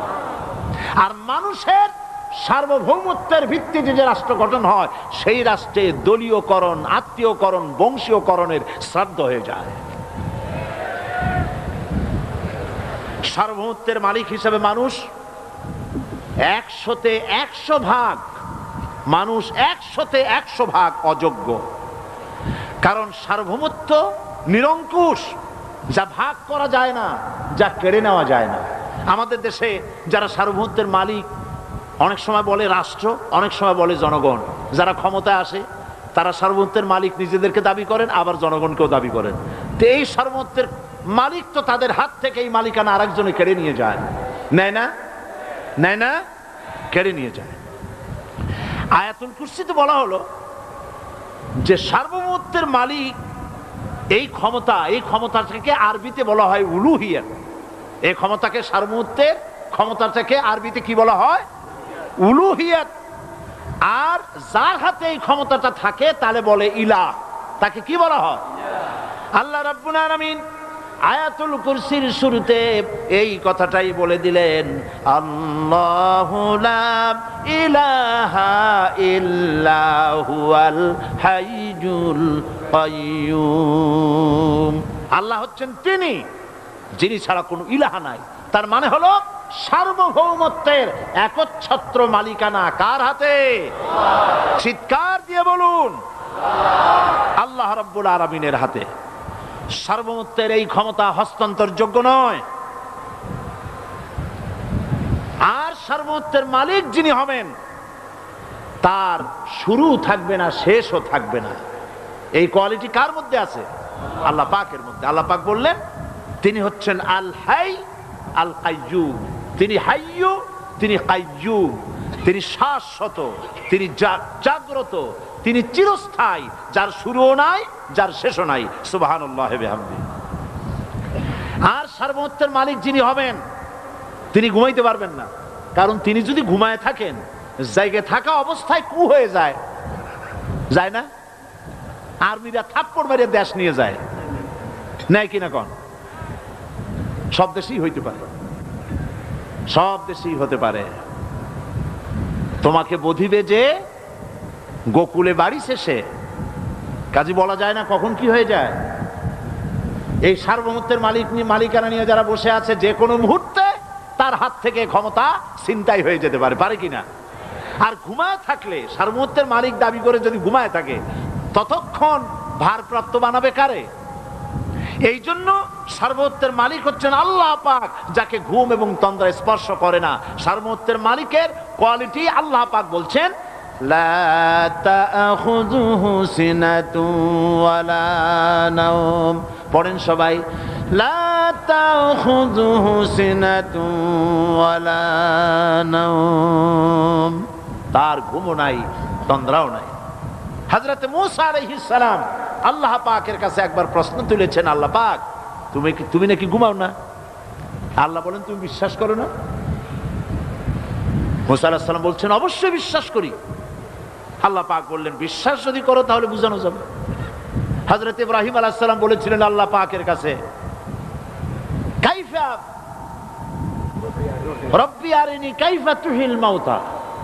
হে রব, তুমি আমারে দেখাও কেমনে তুমি মৃত্যুকে জিন্দাকে মৃত্যু করো, মৃত্যুকে জিন্দা করো, একটু দেখাও আমারে।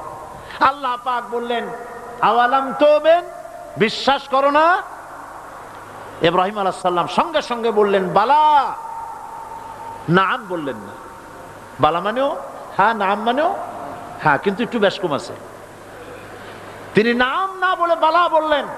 নামের অর্থ হলো হ্যাঁ, আর না বালার অর্থ হচ্ছে কেন নয়, অবশ্যই বিশ্বাস করি। ওয়ালাকিন লিয়াতমাইন্না কলবি। তবে আল্লাহ তুমি যদি চোখে দেখাও একটু, তাহলে এগুলি একটুখানি লিয়াতমাইন্না কলবি, আমার অন্তরাত্মা প্রশান্তি লাভ করবে যদি চোখে দেখতে পারি। আল্লাহ বলেন তাহলে তোমারে দেখাবো। আল্লাহ দেখাইলেন। মুসা আলাইহিস সালাম যখন বললেন যে আল্লাহ পাক তুমি আমার মৃত্যুকে চিন্তা করো কেমনে, তুমি ঘুমায় থাকো, না ঘুমায় পারো কেমনে, তোমার নাকি ঘুম নাই, তন্দ্রা নাই। আল্লাহ পাক বলেন বিশ্বাস করো না? বলে আমি বিশ্বাস করি। তো ঠিক আছে তাহলে তোমার দেখাই। বললেন এক গ্লাস পানি নিয়ে আসো। এক গ্লাস পানি নিয়ে এসে দাঁড়িয়ে থাকো। আল্লাহ পাক মুসা আলাইহিস সালামকে বললেন এক গ্লাস পানি নিয়ে দাঁড়াও। আর ঘুমকে আল্লাহ পাক বললেন মুসারে ধরো। মুসা আলাইহিস সালাম নিদ্রাচ্ছন্ন হলেন, তন্দ্রা এসে গেল, হাত শিথিল হয়ে হাতের থেকে পানি ভর্তি গ্লাস পড়ে ভেঙে চুরমার হয়ে গেল। মুসা আলাইহিস সালাম ভয় পেয়ে গেলেন। আল্লাহ রাব্বুল আলামিন বলেন, ভয় পাওয়ার কোনো কারণ নাই, তোমার প্রশ্নের জবাব আমি এভাবেই দিলাম। এক গ্লাস পানি নিয়ে কয়েক মিনিট দাঁড়াইতে পারো নাই, ঘুমের সঙ্গে সঙ্গে গ্লাস পড়ে ভেঙে গেল। তামাম আকাশ আর জমিন, গোটা সৃষ্টি জগৎ তোমার আল্লাহ পাকের হাতের মুঠার মধ্যে রয়েছে। আল্লাহ যদি ঘুমায় যায় সব শেষ হয়ে যাবে। তামাম সৃষ্টি জগতের ট্রাফিক কন্ট্রোল আল্লাহ কর্তৃক হয়, আর মানুষের যা হয় আল্লাহ পাক তার থেকে সম্পূর্ণ মুক্ত। আল্লাহ পাকের ঘুম নাই, তন্দ্রাও নাই। লা তাখুযুহু সিনাতু ওয়ালা নাওম, ঘুমও নাই, তন্দ্রাও নাই। আল্লাহ পাক সমস্ত রকমের মানবীয় কোয়ালিটি থেকে, গুণ থেকে মুক্ত, মুবাররা, পবিত্র। আল্লাহ রাব্বুল আলামিন সার্বভৌমত্বের একচ্ছত্র মালিক হচ্ছেন আল্লাহ পাক, তিনি ছাড়া কোনো ইলাহ নাই। তিনি পরিষ্কার করে বলছেন, আল্লাহু লা ইলাহা ইল্লা হুয়াল হাইয়ুল কাইয়ুম। সবাই পড়েন, আল্লাহু লা ইলাহা ইল্লা হুয়াল হাইয়ুল কাইয়ুম। আল্লাহ হচ্ছেন সার্বভৌমত্বের মালিক, তিনি ছাড়া কোনো ইলাহ নাই।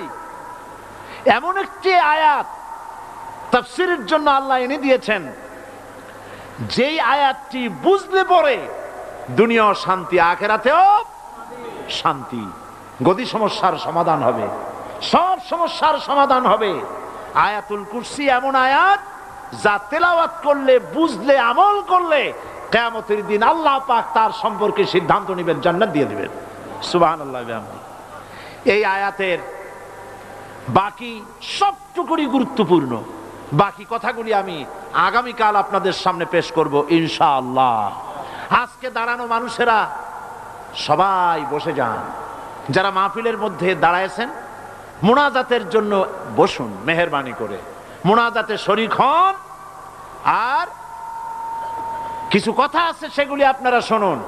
মুনাজাত, আজকের দিনে মুনাজাতে শরীক হওয়ার তৌফিক আল্লাহ দান করুন সবাইকে, বলেন আমিন।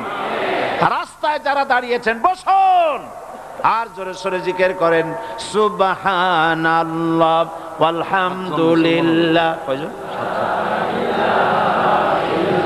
সুবহানাল্লাহ ওয়ালহামদুলিল্লাহ, লা ইলাহা ইল্লাল্লাহ, সুবহানাল্লাহ ওয়ালহামদুলিল্লাহ, লা ইলাহা ইল্লাল্লাহ, লা ইলাহা ইল্লাল্লাহু মুহাম্মাদুর রাসূলুল্লাহ। সবাই বলেন আলহামদুলিল্লাহ। আজকে মুনাজাতের আগে 7 জন অমুসলিম ইসলাম কবুল করার জন্য মঞ্চে এসেছেন।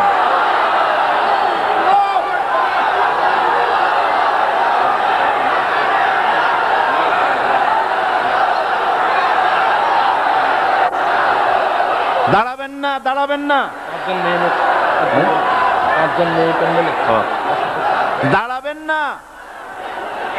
আরে ভাই দাঁড়াবেন না, বসেন না, বসেন বসেন। 7 জন ইসলাম কবুল করবেন, এর মধ্যে 5 জন হচ্ছেন মহিলা, যারা মহিলা প্যান্ডেলে অবস্থান করছেন, আলহামদুলিল্লাহ বলেন। আর 2 জন পুরুষ যারা আমার পাশে আছেন, আমি তাদের পরিচয় করাচ্ছি। শ্রী দুলাল চন্দ্রনাথ, পিতা মনীন্দ্র চন্দ্রনাথ,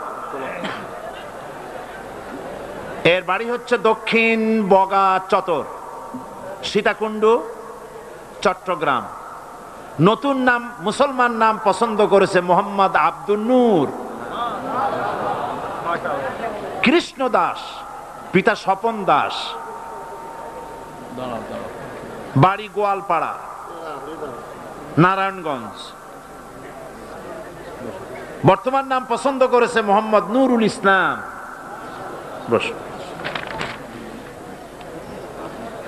পূর্বের নাম পাখি, স্বামী মৃত উপেন্দ্র বাবু,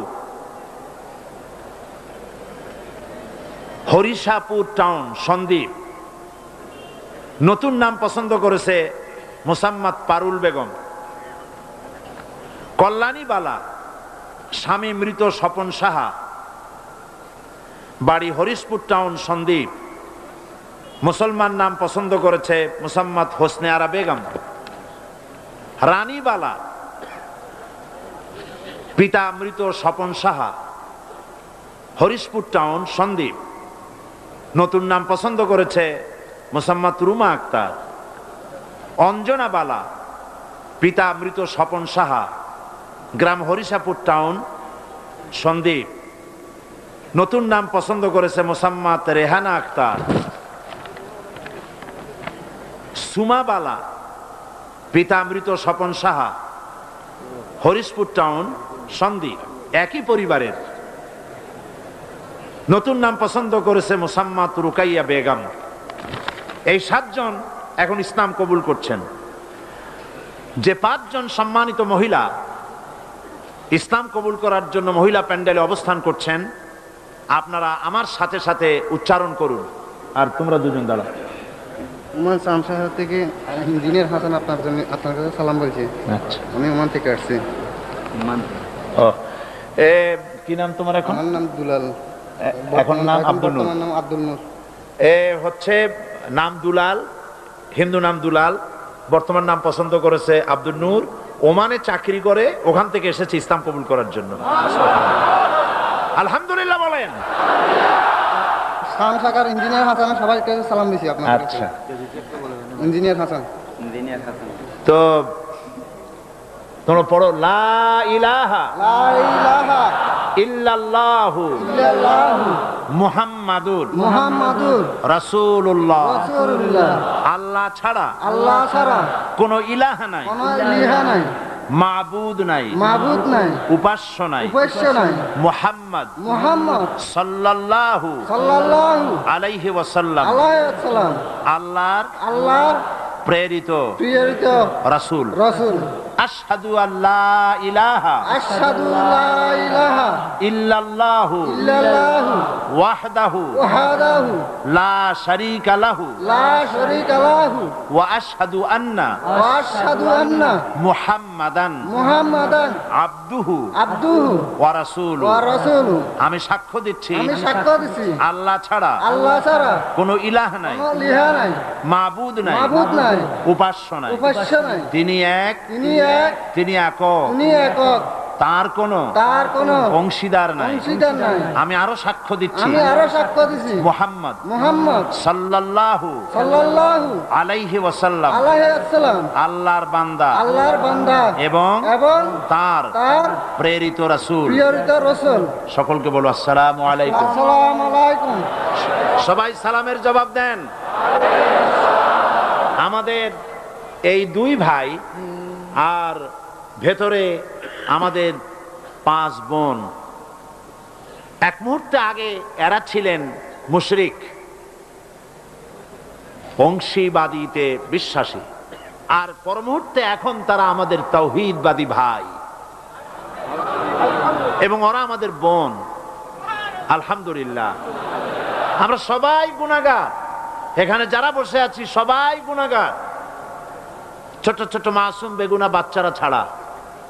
বাকি এই যে 2 জন আর স্টেডিয়ামের ভেতরে 5 জন বোন, রাসূলুল্লাহর হাদিস অনুযায়ী এই মুহূর্তে এদের পেছনের সমস্ত গুনাহকে আল্লাহ পাক মাফ করে দিয়েছেন। আমাদের মধ্যে এখন অবস্থানরত ওই 5 বোন আর এই 2 ভাই মাসুম, বেগুনা, কোনো গুনাহ নাই।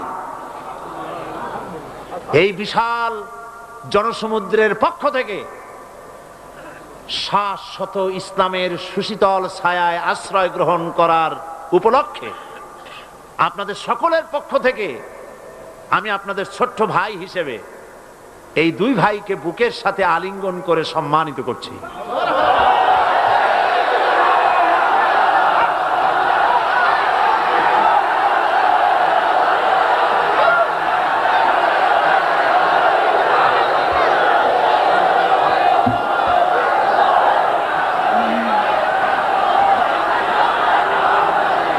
প্রিয় বন্ধুগণ, আমরা সবাই বলি আলহামদুলিল্লাহ। আফসোস হয় যে 2টা দিন করতে পারলাম না। ওই 2টা দিন তাফসীর হলে কত না মুসলিম ইসলাম কবুল করতো। আহা, কি সর্বনাশ হলো! আহা, কত মানুষ হেদায়েত পেত। আহা, বন্ধুগণ, হযরত মাওলানা শামসুদ্দিন সাহেব, আমার দিল সাক্ষী দেয়, আমি তাকে বলবো আমার কথা আপনি না শোনেন, আমার দিল সাক্ষী দেয় তিনি আল্লাহর ওলি, বুজুর্গ বান্দা আল্লাহ পাকের সর্বজন শ্রদ্ধেয় ব্যক্তিত্ব। আল্লাহ তাকে হায়াতে তাইয়্যিবা সেহাতে কুল্লিয়া দান করুন।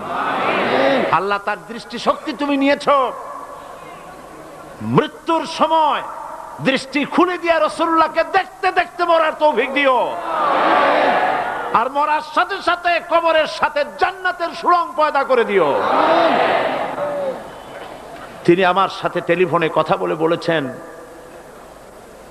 চট্টগ্রামে কিয়ামত চলতেছে, আল্লাহর বান্দাদের কাছে যেতে পারতেছি না, আল্লাহর বান্দারা কাছে এসে পয়সাও দিতে পারছে না, এত বড় মাহফিল চালাবো কিভাবে? তাহলে আফসোসে আমার প্রাণ কেঁদেছে। চট্টগ্রামবাসীরা, শুরুতে যে কথা বলেছি, একদম শুরুতে সেই কথাটা আরেকবার স্মরণ করাই। আল্লাহর কসম, তাফসীরুল কোরআন মাহফিল জামাত শিবিরের একক সম্পদ নয়, মুসলমানদের সম্পদ, গোটা মুসলিম উম্মতের সম্পদ। এই বরকতপূর্ণ মুবারক মাহফিল আমার মনে পড়ে জামিউল আজহার, কায়রো, মিশর, সেখানকার একজন ওস্তাদ, বিশ্ববিখ্যাত জামে আজহারের ওস্তাদ, প্যারেড ময়দানে বক্তৃতা করে বলেছিলেন, প্রায় 60 ঊর্ধ্ব বয়স তার, বিলো 70। তিনি বক্তৃতা করতে গিয়ে সেই ওস্তাদ, হাদিসের ওস্তাদ, বিশ্ববিখ্যাত বিশ্ববিদ্যালয়, তিনি বলেছিলেন, কোরআন শরীফের এত বড় তাফসীরের মাহফিল আমি জীবনে পৃথিবীর কোথাও দেখি নাই। আপনারা বিশ্বাস করুন, সমগ্র বিশ্বে কোরআনের এত বড় তাফসীরের মাহফিল সারা দুনিয়ায় নাই। এই মাহফিলে যারা বাধা দিল, আল্লাহ তুমি তাদেরকে হেদায়েত দান করো, তুমি তাদের সুমতি দান করো, সে যেই হোক হেদায়েত দান করো। এই মাহফিল আয়োজনে অনেক খরচ আপনারা জানেন, এবং আমি জানি আল্লাহ পাক আমাদের ভাই মাওলানা কোনোদিন আমাকে বলেন নাই মাহফিলের শেষে যে আমি ঋণগ্রস্ত থেকে গেছি, কিন্তু উৎকণ্ঠা, মানুষ হিসাবে উৎকণ্ঠা থাকি, কেমনে চালাবো, এগুলি সব বাকিতে করা হয়েছে। আমি আপনাদেরকে বলবো, প্রতি বছরের ন্যায় এই মুবারক মাহফিলে উনি যদি দৃষ্টিশক্তি ভালো থাকতো, আপনাদের বাড়ি বাড়ি যেতেন, ওনাকে কি কষ্ট দেবেন আপনারা? আপনাদের বাড়ি বাড়ি উনি যেতে পারবেন? আপনারা এসে ওনার হাতে তুলে দিবেন, দিবেন কি না? আর সবাই তো হাতে দেওয়া সম্ভব নয়। বড় লোকেরা, বিশাল বিশাল ধনী ব্যক্তিরা চট্টগ্রাম তাফসীরুল কোরআন মাহফিলের জন্য সাহায্য করুন। এ মাহফিল চলবে, এ মাহফিল চলবে ইনশাআল্লাহ। প্যারেড ময়দানে 144 ধারা দেওয়া হয়েছে 17 দিনের। পৃথিবীর ইতিহাসে এত বড় 144 ধারা কোন দেশে কখনো হয়েছে বলে অন্তত আমার জানা নাই। যারা কোরআনের মাহফিলে 144 ধারা দিলেন অন্যায় ভাবে, আল্লাহ যদি তাদের জন্য জান্নাতের চতুর্দিকে 144 ধারা দিয়ে দেন, আল্লাহ মাফ করুন, আল্লাহ মাফ করুন, আল্লাহ মাফ করুন, বলেন আমিন। চট্টগ্রামের ধনী ব্যক্তিরা উদাত্ত মুক্ত হস্ত নিয়ে এগিয়ে আসুন। পুরা প্যান্ডেলের খরচ একজনে দিয়ে দিন, পুরা লাইটের খরচ একজনে দিয়ে দিন, মাইকের খরচ দিয়ে দিন, পোস্টারের খরচ দিয়ে দিন। আল্লাহ পাক আপনাদের কামাই রুজিতে বরকত দান করবেন। আর আপনারা যত লোক বসে আছেন, আজকে যারা এনেছেন, মৌলানা ওইগুলি ড্রামগুলি আছে তো, চতুর্দিকে ড্রাম আছে, চাদর আছে, যাওয়ার সময় দিয়ে যাবেন। এ তাফসীরের মাহফিলের সাথে আপনার কলিজার সম্পর্ক, সত্য কিনা বলেন? যাওয়ার সময় দিয়ে যাবেন, আর আগামীকাল পকেট ভর্তি করে টাকা নিয়ে আসবেন। বলেন ইনশাআল্লাহ। আল্লাহ তৌফিক দিবেন, বলেন আমিন। মাওলানা যেন চিন্তায় পেরেশানিতে কষ্ট না পান, সমাজ কল্যাণ পরিষদ যেন কষ্ট না পায়। আল্লাহ তুমি গায়েব থেকে মদত দান করো, বলি আমিন। আর চট্টগ্রাম তাফসীরুল কোরআন মাহফিল হচ্ছে ইসলামী বই মেলার শ্রেষ্ঠ বই মেলা। এত বড় ইসলামী বই মেলা বাংলাদেশের কোথাও হয় না। বামপন্থীরা খালি খালি খেপছে, কলজে আগুন লেগে গেছে। এত মানুষ হেদায়েত হয়, শয়তান চিন্তা করে তাহলে বাইসে থেকে লাভ কি? আল্লাহ হেদায়েত করুক, বলেন আমিন। যাওয়ার সময় বইগুলির দোকান ঘুরে ঘুরে যাবেন। অসংখ্য বই এসেছে, তাফসীর এসেছে। এই মাহফিলের জন্য টাকা খরচ করে লোকেরা বই চেপেছে, বহু বই। বই আপনাকে কখনো ঠকাবে না, ইসলামী বই। তাফসীর নিবেন, ফি জিলালিল কোরআন এসেছে, তাফহিমুল কোরআন এসেছে, বিশ্ব বিখ্যাত তাফসীর তাফহিমুল কোরআন ফি জিলালিল কোরআন বাংলা হয়ে গেছে। বলেন আলহামদুলিল্লাহ, বলেন আলহামদুলিল্লাহ। প্রাণ ভরে কিনবেন আপনারা, আল্লাহ তৌফিক দিন, কোন আমিন। আর 2000 সনে আমার হজ করার কোনো নিয়ত ছিল না। হঠাৎ করিয়া হজের আগে, মাত্র কয়েকদিন আগে, বাদশাহ ফাহাদ তিনি বাংলাদেশে তাদের দূতাবাসের মাধ্যমে আমাকে রাজকীয় মেহমান হিসেবে দাওয়াত দিলেন হজ করার জন্য। তো হজ করতে গিয়ে মিনায় সে দেশের সব থেকে বড় বড় ওলামাদের সাথে দেখা হওয়ার তৌফিক হলো। সুবহানাল্লাহ। আলেম কারে বলে? আমার দেশের মানুষেরা আলেমদের মর্যাদা বোঝে না। আহারে, আমার রাসূল বলেছেন আকাশের সমস্ত তারকা পুঞ্জের ভেতরে পূর্ণিমার চাঁদের যে মর্যাদা, আমার উম্মতের ভেতরে আমার আলেমদের সেই মর্যাদা। আমি ওই সব আলেমদের কপালে চুমা খাইছি। সুবহানাল্লাহ। তাদের হাত পায়ের যোগ্যতাও আমাদের নাই, কত বড় আলেম। সুবহানাল্লাহ। সৌদি আরবের সব থেকে বড় আলেম যিনি ইন্তেকাল করেছেন, বিন বাজ, নওয়ারাল্লাহু মারকাদাহু ওয়াজআলাল জান্নাতা মাসওয়াহু। এত আলেম তার জানাজায় উপস্থিত হয়েছে। সৌদিরা বলেছেন আমাকে, হারামাইনুশ শরীফাইনে আলেম আর আলেম দিয়ে ভর্তি হয়েছে, লক্ষ লক্ষ আলেমেরা তার জানাজা পড়েছে, চোখের পানি দিয়ে তারে বিদায় করেছে। তিনিও নাবিনা ছিলেন, দৃষ্টিহীন ছিলেন। সুবহানাল্লাহ, কত বড় আলেম। আর ওনার পরে সৌদি আরবের সব থেকে শ্রেষ্ঠ আলেম হচ্ছেন শেখ মুহাম্মদ বিন সালেহ আল উসাইমিন। তার লেখা আয়াতুল কুরসির একটি তাফসীর আমাদের সকলকে উপহার দেওয়া হলো। বইটি পেয়ে আমি পড়লাম, দারুণ ভালো লাগলো। এবং আমি মনে করলাম যে শেখ মুহাম্মদ বিন সালেহ আল উসাইমিনের আয়াতুল কুরসির এই তাফসীর বাংলা ভাষী এর থেকে লাভবান হোক। এটাকে বাংলা করানো হলো, আমি এডিট করেছি, অনুবাদ করেছে আরেকজন। অনুবাদের সময় তো আমার হাতে নাই। এই আয়াত তাফসীর আয়াতুল কুরসি সমস্ত লাইব্রেরিতে আছে। যে আয়াতুল কুরসি তাফসীর আমি করতেছি, সব লাইব্রেরিতে এখানে পাবেন। আজ নিবেন, কাল নিবেন, পরশু নিবেন, সবাই নিবেন। আল্লাহ তৌফিক দান করুন, বলুন আমিন। আল্লাহ পাক সকলকে হাদিসের কিতাব, তাফসীরের কিতাব আল্লাহ কেনার তৌফিক দান করুন। রিয়াদুস সালিহিন হাদিসের উন্নত কিতাব, সুবহানাল্লাহ বলেন, বাংলায় প্রচার হয়েছে, বাংলা ভাষায় ছাপা হয়েছে, এখানে এসেছে, আপনারা নিবেন। আল্লাহ তৌফিক দান করুন। আমরা সবাই বলি আমিন। মুনাজাত হবে এবং মুনাজাতের পরে আজান হবে। এশার নামাজ বা জামাত আদায় করে যাবেন। এবং আগামীকাল একজনে তিন জন দাওয়াত দিয়ে নিয়ে আসবেন। একজনে কয়জন? তিন জন। বলেন একজনে কয়জন? 3 জন দাওয়াত দিয়ে নিয়ে আসবেন। কমপক্ষে একজনে, মাওলানা বলছেন কমপক্ষে, আমি কমাই ফেলছি যেহেতু জায়গা যাতা তো আজকে ভরে গেছে, সেজন্য আমি কম বলছিলাম। মৌলানার কথা আল্লাহ বরকত দিন, বলেন আমিন। মাঠ তো আমাদের হাতে না, আমরা তো এটা রাবারের মতো লম্বা করতে পারবো না, আল্লাহ যেন লম্বা করে দেয়, কোন আমিন। একজনে কয়জন? 3 জন দাওয়াত দিয়ে নিয়ে আসবেন। আর আয়াতুল কুরসি পড়িয়া বাসে উঠবেন, গাড়িতে উঠবেন, যাতে ভূত প্রেত তার জেনে আসর করতে না পারে। মনে থাকবে, আল্লাহর উপরে ভরসা করে উঠবেন। আর গোয়েন্দা বিভাগ, পুলিশ প্রশাসনকে আবার বলি, আমরা জানতে পেরেছি রাস্তার মোড়ে মোড়ে বাধা দেওয়া হয়।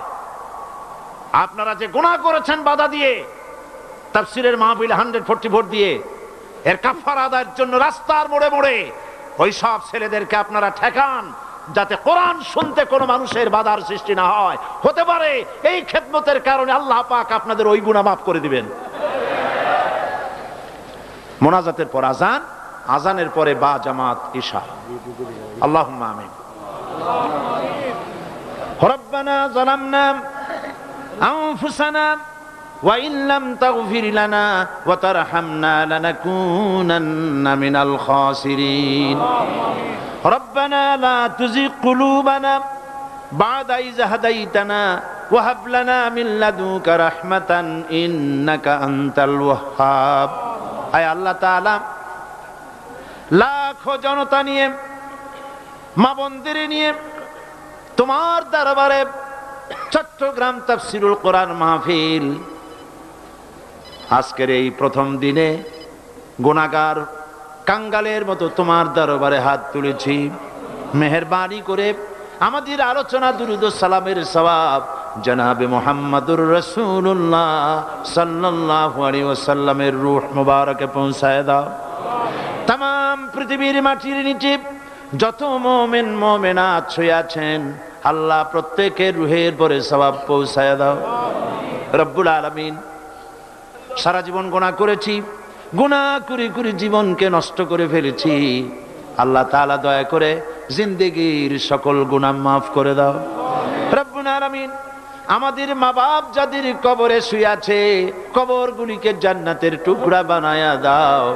রব্বির হামহুমা কামা রব্বায়ানি সগীরা। সবাই পড়েন, রব্বির হামহুমা কামা রব্বায়ানি সগীরা।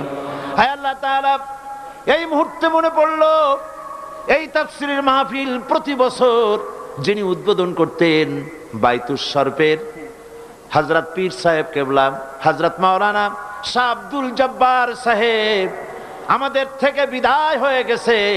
ওই সুন্দর চাঁদ মুখ আর তো আমরা দেখতে পাবো না। আল্লাহ তার কবরটাকে জান্নাতের টুকরা বানায়া দাও রব্বুল আলামিন। এই মাহফিল 5 দিন প্রতি বছর হয়। আল্লাহ তাআলা 2 দিন থেকে মাহরুম হয়ে গেলাম যাদের কারণে। আল্লাহ তাআলা, তুমি তাদেরকে গজব দিও না, তুমি তাদেরকে শাস্তি দিও না মাবুদ। যারা এই কাজ করলো, বাধা দিল, আমরা সবাই মিলে তোমার কাছে মাপ চাই। তাদের সকলকে আল্লাহ তুমি দয়া করে কোরআনের সৈনিক বানায়া দাও রব্বুল আলামিন। গত জুমায় শাহী মসজিদে মুসলমানদের উপরে যারা হামলা করলো, কোন মুসলমান পুলিশ জুতা পায়ে দিয়া মসজিদে ঢুকতে পারে আমরা বিশ্বাস করি না। আল্লাহ তাআলা, কারা ঢুকছে আমি জানি না, তারা কোন ধর্মের লোক। আল্লাহ, এত বড় গুনার কাম যারা করলো, আল্লাহ তাদের হেদায়েত নসিব করে দাও রব্বুল আলামিন। মুসল্লিদের উপরে টিয়ার গ্যাস মারলো, গোলাগুলি করলো, বুলেট ছুড়লো। হায় আল্লাহ, তাদের মধ্যে বহু লোক আজ হসপিটালে আছে। আল্লাহ তুমি দয়া করে তাদেরকে শেফায়ে আজেলা দিয়ে দিও। তাকে করে একটা ছেলে তার চোখ বাঁচাবলে আল্লাহ বাঁচালে বাঁচবে না, হয়তো বাঁচাবে পারে। জাকির নামক একটি ছেলে, পুলিশের রাবার বুলেট লেগে চোখটা তার যাবো যাবো করতেছে। আল্লাহ তোমার কোরআনের কারণে সে ব্যক্তি নামাজ পড়তে এসেছে, তার চোখটা আল্লাহ ওরা গুলি করে দিল। আল্লাহ তুমি দয়া করে, আমরা ভিক্ষা চাই, চোখ ফিরাইয়া দাও আল্লাহ। কোরআনের মাহফিলে ওর চোখ আমরা ভিক্ষা চাইতেছি, চোখটা দিয়ে দিও বাবু রব্বুল আলামিন। কোরআনের সপক্ষে কথা বলতে গিয়ে 40 জন লোককে পুলিশ প্রশাসন জেলের মধ্যে ঢুকায় দিছে। আল্লাহ পুলিশের সুমতি দাও, তোমার ওই 40 জন বান্দা যেন কালকে জেল থেকে বেরিয়ে এসে তাফসীর মাহফিলে শরীক হয়ে যেতে পারে। রব্বুল আলামিন সরকারকে সুমতি দাও, কোরআন নিয়ে, হাদিস নিয়ে, ইসলাম নিয়ে, আলেম নিয়ে যেন ষড়যন্ত্র না করে। হায় আল্লাহ তাআলা, তুমি দয়া করে সকলকে হেদায়েত নসিব করে দাও। এই মাহফিলে বহু টাকা প্রয়োজন মাবুদ, কোথা থেকে আসবে জানি না। আল্লাহ পাক তোমার বান্দাদের দিলকে নরম করে খরচ উঠাইয়া দিও। মা বোনেরা প্রতি বছর কষ্ট করে করে আসেন আর মাহফিলের পাশে পর্দার আড়ালে বসে শোনেন।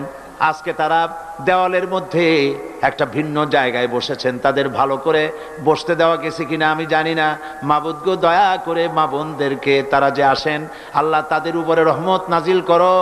আল্লাহ তুমি তাদের এমন জীবন যাপনের তৌফিক দাও যাতে করে কিয়ামতে হযরত আয়েশা খাদিজার সঙ্গে হাসর নসিব হয়ে যায়। রব্বুল আলামিন আগামীকাল এবং পরশু যে মাহফিল হবে, এই মাহফিলগুলি তোমার কুদরতি নিজাম দিয়ে পরিচালিত করো। আর একটা দরখাস্ত করি, কোরআনের মাহফিলে বাধা দিয়ে সফল হতে না পেরে তারা পাগলের ন্যায় হয়ে আবল তাবল বকতেছে, পথে ঘাটে বাধা দিতেছে। আল্লাহ রাব্বুল আলামিন তোমার বান্দা বান্দিরা যারা মাহফিলে আসে তাদের জান মাল এর হেফাজতের দায়িত্ব আল্লাহ তুমি নিজ হাতে নিয়ে নিও। পথে ঘাটে আসা যাওয়ায় কোনো বান্দা বান্দি যেন আহত না হয়, নির্যাতিত না হয়। আল্লাহ যারা বাধা দিতে চেষ্টা করে ওদের কলজার মধ্যে জাহান্নামের ভয় ঢুকাইয়া দাও, ওদের কলজার ভিতরে মৃত্যুর ভয় ঢুকাইয়া দাও। আল্লাহ তুমি দয়া করে ওদেরকে হেদায়েত নসিব করে দাও। রব্বুল আলামিন তুমি দয়া করে এই মাহফিল কিয়ামত পর্যন্ত কবুল করে নাও। আরেকটা দোয়া করি, রব্বুল আলামিন আমি তোমার গোলাম, তোমার গোলামের মধ্যে, গোলামদের মধ্যে ছোট্ট গোলাম। আল্লাহ পাক আজ হোক কাল হোক আমাকে তুমি তোমার দরবারে নিয়ে নিবে, আমাকে বিদায় তো হতেই হবে। আল্লাহ পাক এই মাহফিল যেন শেষ না হয়, এই মাহফিল রব্বুল আলামিন কিয়ামত পর্যন্ত যেন চলে। এই মাহফিল এই এলাকাবাসীর জন্য রহমত বরকতের জরিয়া বানায় দিও। চট্টগ্রামের সমস্ত ব্যবসায়ীদের হালাল ব্যবসায় এই মাহফিল দিয়া বরকতের জরিয়া বানাইয়া দিও। আল্লাহ চট্টগ্রামবাসীরা সারা বছর তাকায় থাকে এই মাহফিলের জন্য, আল্লাহ তুমি তাদের রহমত করো, বরকত দাও। রব্বানা تقبل منا إنك أنت السميع العليم وتب علينا إنك أنت التواب الرحيم سبحان ربك رب العزة عما يصفون وسلام على المرسلين والحمد لله رب العالمين واجعل آخر كلمة عند الموت لا إله إلا الله محمد رسول الله। السلام عليكم ورحمة الله।